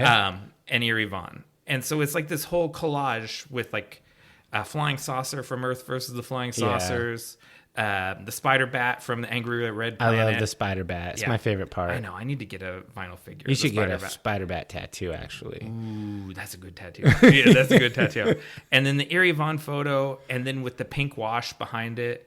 The pink wash is better than the purple version. I like them both. And Glenn doesn't like either of them. What? Yeah, he wanted...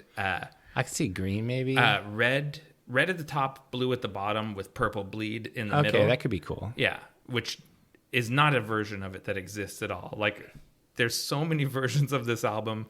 None of them look like the one that glenndanzig wanted. Wow. So anyways, vibe. I'm going on for a long time. The aesthetic vibe, the sonic vibe. Going on for a long time is our vibe. Is our vibe. And then the final one, this also, I would put this under vibe. The completely raw production quality of this thing. A lot of times I talk about listening to punk and metal, and I think it's too clean sounding, right? This is the opposite of too clean. It's not even grungy, it's scrungy. It's like, this is some rough production. It's just unproduced, really. It is. Well, so all due respect to Mike Taylor, who I think was the producer of the original sessions, all credit goes to what's his name, Chris D from the Flesh Eaters, and Pat Burnett, who was like the house producer for Slash Records. Okay. glenndanzig flew out to LA. They went in the studio for 12 hours. Glenn with Chris D and Pat Burnett did all those guitar overdubs, recorded a lot of new vocals and stuff, and made this into the classic that it is in just a marathon session. 12 hours in the studio. That's awesome. And thickened this soup up. Put some flour in the gravy and really made it chunky. I've done that before. It's exhausting. But it's good. I like that. Those are my highlights. What about you? So what were for me the pop structures? I feel like it's super important to keep the music palatable. One of the most notable things about the songs that people like the most is that they have repetition and a really strong hook. And sometimes people will criticize songs for being too repetitive or whatever in other genres like metal or hardcore or whatever. Yeah. But it's the soul of these songs. Yeah. Repetition of an excellent vocal hook it's sort of like that is the piece of the puzzle that really makes it special. And in that vein, the vocals are the absolute standout performance on the whole album. Danzig was the Misfits. I don't care what Jerry says. And I think that when he's singing more and shouting less, I like him better. Yeah. That's why my favorite songs have him singing quite a bit. And I think that the total package here of Danzig singing what amounts to pop songs, Ramones adjacent songs. That's real, but of course with their super spooky vibes. That's what makes the band special. The hardcore era and all of that, it's a whole different monster. Like this band had like 3 to 4 phases in their short career. And the jazz phase. I love the jazz phase. Yeah, Cough Cool. But this is them at their pinnacle, and it really has to do with those like perfect vocal hooks. So what didn't work for you? I won't keep beating this, but I said I would mention it one more time. Again, I think it's criminal they removed American Nightmare from this album in favor of a joke song and a live track. It should be on there. It belongs on the record. Number 2, I would like to hear a little more Doyle. I think he should be more present in the mix than he is. I compare it to Jason Newsted on And Justice for All. They bury poor Doyle and Justice for Doyle. I want more Doyle in my mix. Oh, man. And the final one, this is a weird one, but Warner Brothers took this off of Spotify, and it's been a pain in the ass to listen to it. I had to go dig out my external hard drive and pull the MP3s off and put them onto my phone. Wow. And I'm annoyed about that. So put this back on Spotify. Make this available for streaming. It doesn't make sense that it's like the only Misfits thing that's not on streaming. So I'm going to give the Cultists a hack here related to that, and then I'll get into what didn't work. If you're a Spotify person, you might as well just spend your money on a YouTube Premium account instead. You're going to watch YouTube anyway, so having no ads is good. Also, it's bundled with YouTube Music. YouTube Music is... considering you also get it with YouTube Premium, it's better Spotify, but it has a feature that would solve your problem. You can upload your MP3 collection and then access them from your YouTube Music app and stream anything you've uploaded. So I have had none of these problems. Oh, yeah. You're living in the future, my friend. No, just Google has me. Someday I'll be a Google corporate citizen. Yeah. You just be uploaded yourself. Yeah. And okay, so what didn't work for me? I feel like some of these songs were good enough to draw them out a bit and let them breathe. But they were killed in the crib. Interesting. I think we needed a little more on some of these. And sometimes develop them a little bit. Yeah, I feel like the ideas really could have had a little more. And I realize as punk rock, you're supposed to just be fast and get it going and then be done. But I think that, obviously Danzig proved in later projects, like Sam Hain and Danzig, that he can really draw out something and gnaw on it for a while and make it good. And I think he really should have done that here. I also think that to that end, some of them were really good and were cut short. Some of them were really bad and not thrown away. I think that. So what are your really bad ones? What are the? I think that Brain Eaters and Mommy can just go. Oh, they're just not good. Tough. Okay. I think that not every idea is a keeper, and the way that you. So you need to find yourself a writing partner that you respect enough to let them garbage your ideas.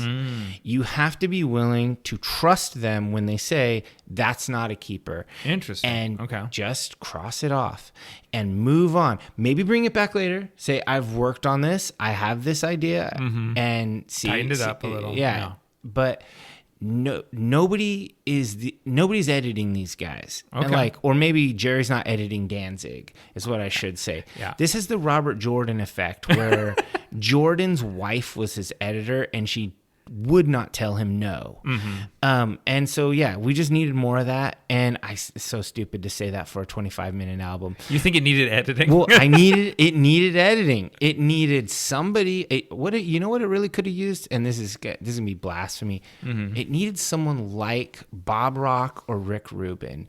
An actual producer. It needed someone knowledgeable to massage some of this and get them to expand on good ideas and to give a hatchet to the shitty ones. So I think Christie from the Flesh Eaters was that person, and they didn't have enough time for that. And did they just not listen to him? No, I think they just didn't have enough time. They had 12 hours that's not real. to turn the album around. But I think he was the first like grown up in the room to talk to them. I mean, that's the only complaint I have, and I think it would have been super solvable. And that's why God forbid you bring up the Graves era Misfits. Those songs don't have those problems. It's true. And so it's not a matter of lack of talent. It's a matter of they just needed time and energy and money for the studio time. Well, I mean, since you bring it up, this is just my controversial opinion. I think the second era, the 90s era of the Misfits is comparable to like Dio, Black Sabbath, where you listen to it and you're like, this is a technically superior band to the more beloved raw early form. And like I think that's the same. It's the same thing with Misfits, same thing with Black Sabbath. So here's the thing. I watched a lot of YouTube Misfits histories and all this stuff. There's a lot of those videos. I don't know if they're good or... Yeah, I've watched a lot. Some are good, some are bad. And that's where I've learned some really interesting things. And almost all of them say this. They're like, contrary to popular opinion, I actually think the 90s Misfits put out a couple of really strong albums. I know nobody here is going to agree with me. Dude, everyone agrees. We all like those albums. There's like a few douchey people that are like, those are terrible. They're not terrible. They're just not Danzig. Yeah. Well, it's because if you lived through it at the time... If you went and saw them, it kicked ass. They kicked ass, and those were packed shows, right? And the energy was just electric. Good mid-sized venues. But you would get... like people that were there at the show with you singing along, if they got you in the street with like a 90s Misfit shirt on and gave you like the street test, you didn't pass. Like you had to shit on that stuff, even though, you know what it's like? There was a whole lot of fronting going on. It's like the Star Wars special editions. It was what we had, it's what played when we were teenagers. When we were there, we could see that Misfits. We could go see them. We couldn't go back to when we were 4 years old and see the original Misfits. We had that version of it, and they did a pretty damn good job. Yeah. No hate. I liked it. I don't like Michael Graves as a dude, but at the time, I had no idea he was a douchebag. I don't think he hadn't had that much Kool-Aid yet. You know what I mean? Like not as much Rush Limbaugh in his diet. It's taken years of social media and stuff to brainwash some of these people. I think he was just a good old knucklehead back then, and people get on that pipeline and start going crazy. Yeah, that's true. All right, so what do you got for final thoughts and rating on this album? I think I'm going to come out a little bit ahead of you on this, but this is my favorite band, my favorite album from my favorite band, one of my top 5 favorite albums of all time. Oh man, it's in the so that means you give it a 4, right? Because that's how Nick rates everything. It's one of my absolute favorites, 3 stars. Yeah, that's you. No, 5 stars. This is generally considered to be one of the best punk albums of all time, and I concur. It is one of the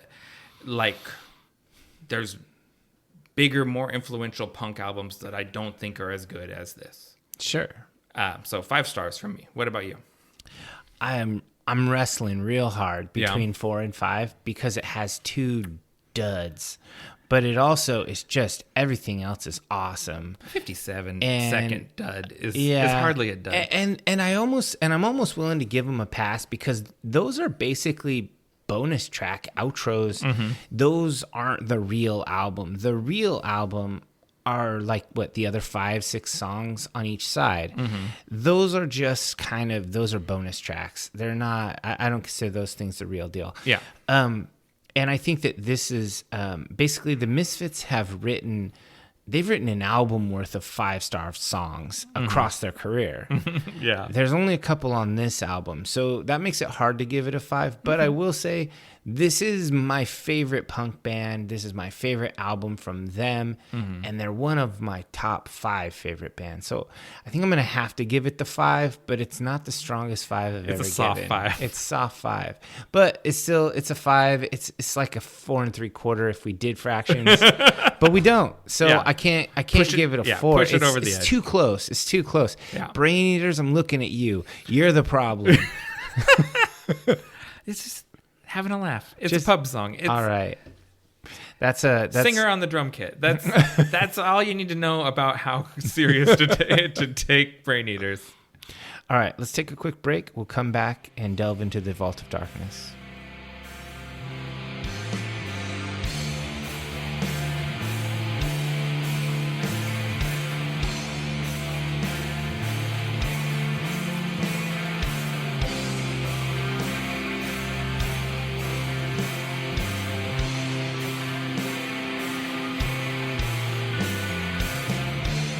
Before we delve into the Vault of Darkness, we ask that all initiates of the cult follow us on your favorite social media platforms at Nightshade Cult.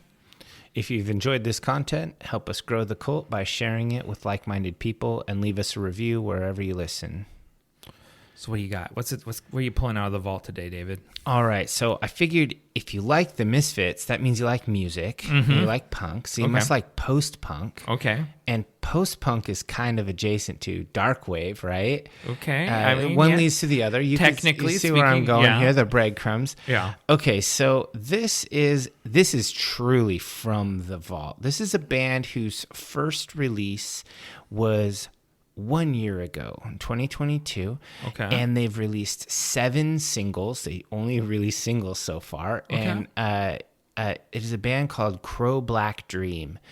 They are a I like the reference. yeah, pretty cool. And this is a Hungarian Hungarian post-punk band, as they were called in the media. But they actually, if you go to their media, their socials, they call themselves a darkwave project. Okay. So Crow Black Dream is doomy, chilling, kind of gothic rock dance influence, but with kind of a cold, relentless drum machine, punchy drum machine, Okay. kind of Sisters of Mercy-ish. Let's go ahead and listen to, a little bit of the song, and then we'll talk about it a little bit. Okay.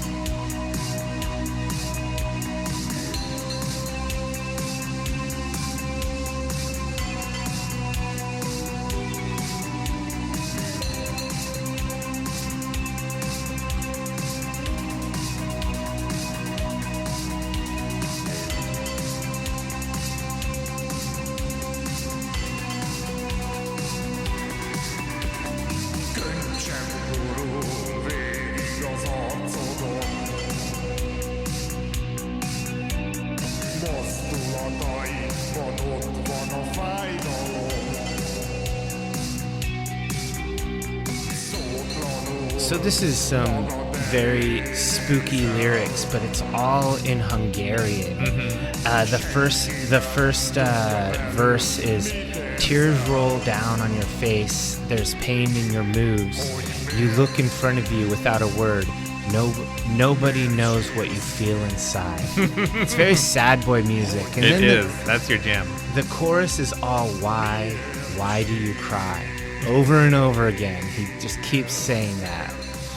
I really like this music. I'm super stoked to have found it. They only have 7 songs out, but I've been listening to them quite a bit. And this kind of reminds me of...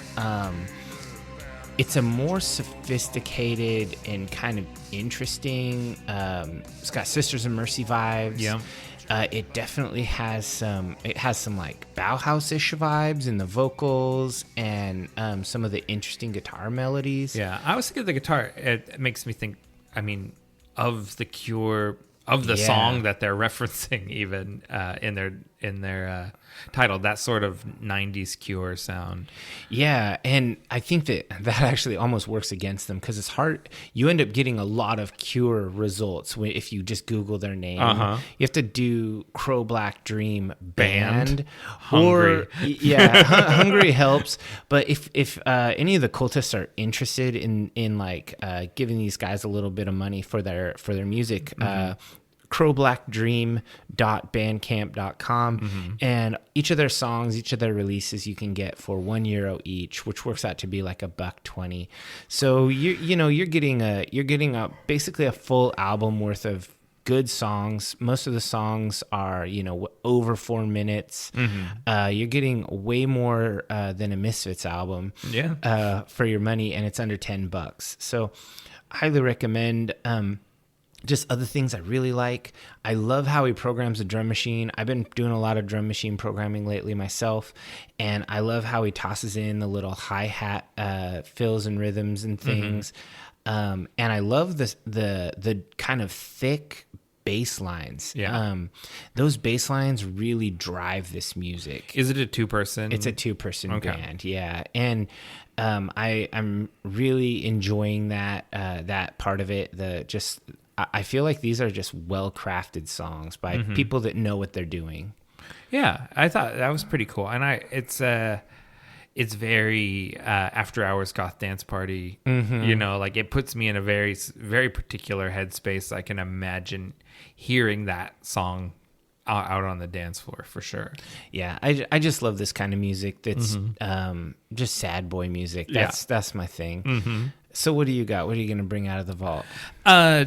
Two things. I got two bands here. They're both, I would call power trio bands. Okay. People ask me from time to time, it comes up, that I'm a big Misfits fan, and people go, if I like the Misfits, what are some other bands I should listen to that sound like the Misfits? And AFI. Yeah, AFI plays pretty big venues. A lot of people know AFI. So I'm going to highlight two bands, one of which I already talked about last episode, and that is Calabrese. Yes. They're a band from Phoenix, Arizona. They formed in 2003. 20 years Calabrese has been kicking it around out there. I love that. It's crazy. In my I've mind, never anything seen Calabrese. You gotta let me know next time. Next time they come through. I definitely want to see them. Yeah, they put on a phenomenal live show. It's three brothers, or it was three brothers until recently. Bobby, Jimmy, and Davey, but Jimmy quit during. Were they all actually brothers? I think so. At the very least, cousins. They're actual blood relatives. But I think they actually are legit brothers. Okay. But Jimmy, the bass player, he quit during the recording of their most recent EP, the Death Cult EP. And he's been replaced on stage by Argyle Goolsby of the band Blitzkid. They started out firmly in that Misfits worshipping horror punk niche and have evolved since then to they describe themselves as a gothic rock band. They've brought in more influences. They're a little they're still pretty campy. They wear vampire fangs, but that's pretty cool though. It's more, the new music I think is more serious. If you think Danzig or Typo Negative are serious bands, because those are also pretty campy. Yeah. It is more serious like that. Isn't that the evolution of every Misfits worship band? They go from Misfits to somewhere between Sam Hain, Danzig, Typo. Yeah. They all go that direction. Yeah. And I think Calabrese has probably pulled in some more stuff like Queens of the Stone Age and Muse and some more influences. Yeah, I think like of that. them as kind of a death rock band at this point. Yeah. I mean, deathrock, What horror is punk. deathrock? Where's the line between gothic rock and deathrock and horror punk? Yeah, that's what I was saying with post-punk and darkwave. Where's the line? Where's the line? It's all one big spooky soup. Yeah. Yeah. So I think we have a track from their fourth album, Dayglow Necros, called Ghost Wolves. We're gonna play a little bit of. All right.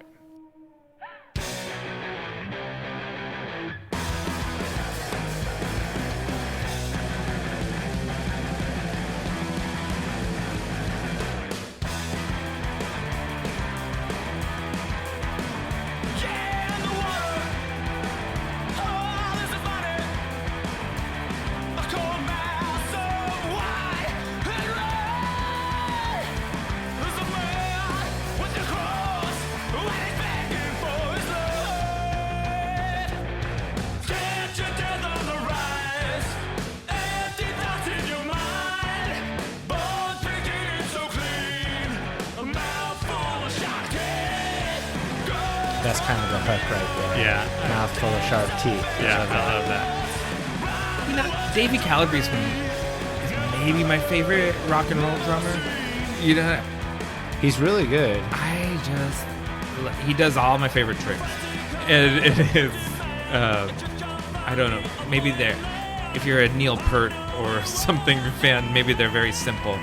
Well, rock and roll drumming. Yeah, It's a wide thing. yeah, but I just really love this band. It's so cool.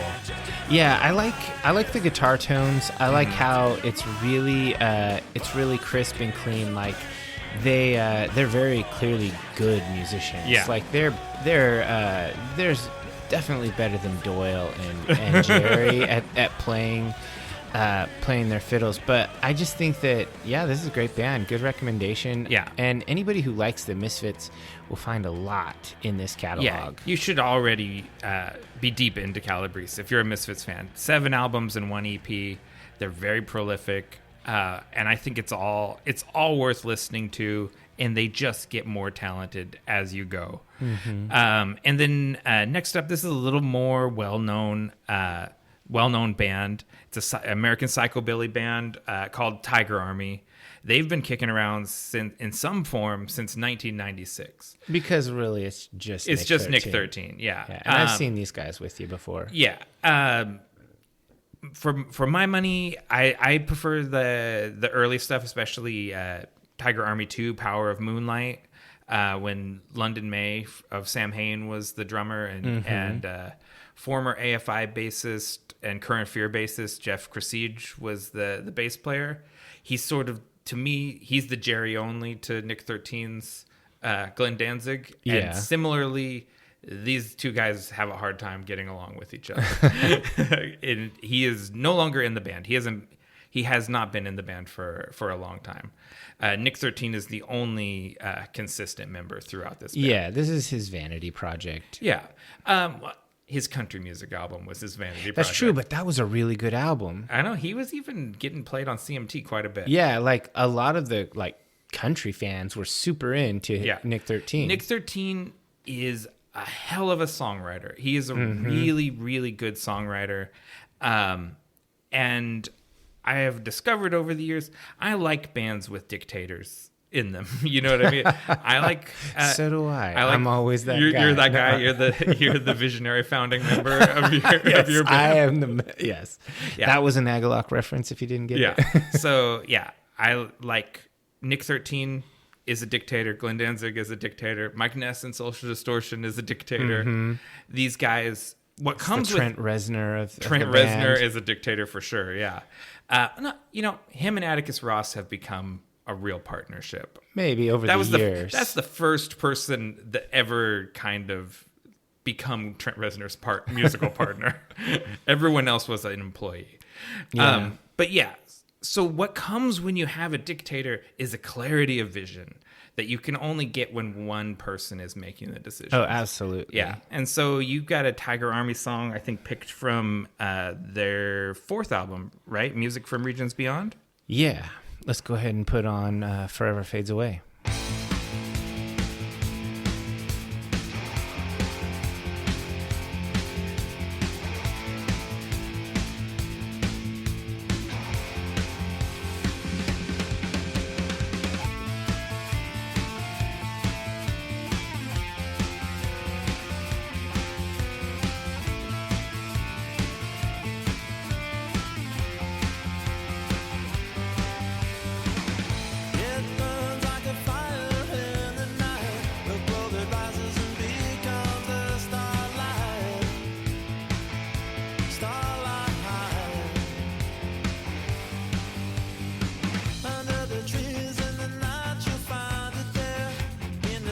The guitars on this are so crisp. Yeah. I really, really like his playing. I don't even know if I like his playing or his singing better. Yeah. Like, they're both so good.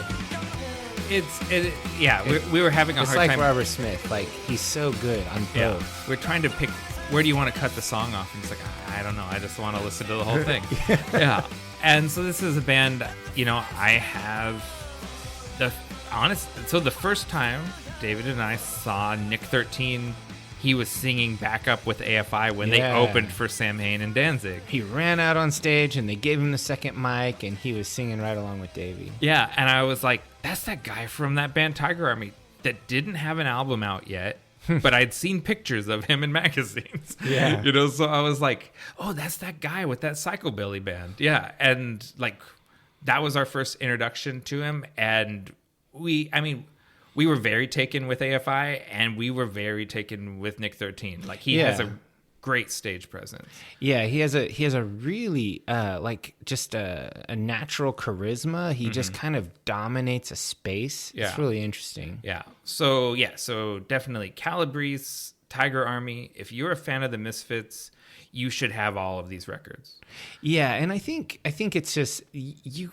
I mean, it depends. If you're in the streaming world, you can go and sample them all and whatnot. But for my money, I really like early Calabrese, and I like kind of that mid-period Tiger Army. Yeah. If I was going to pick 2 Tiger Army albums, it would be 2, and it would be this one, Music from Regions Beyond, which is their 4th album. Yeah, Music from Regions Beyond is my favorite one. I spin it a lot. I say that. I don't actually spin anything. I spin pixels. Or what is it? Or binary bytes. bytes. I don't know. But yeah, I like it. And if you're going to pick 2 Calabrese albums, Dayglow Necros. Also, and Dayglow Necros, a second play. Yeah. That's the no, Lust for Sacrilege is okay. really good too. But all 7 albums are really good. So yeah, that's what I'm pulling out of the vault. All right, you pulled some really good ones. We'd like to thank you for joining the Nightshade Cult. Until we meet again, we're wishing you unpleasant dreams.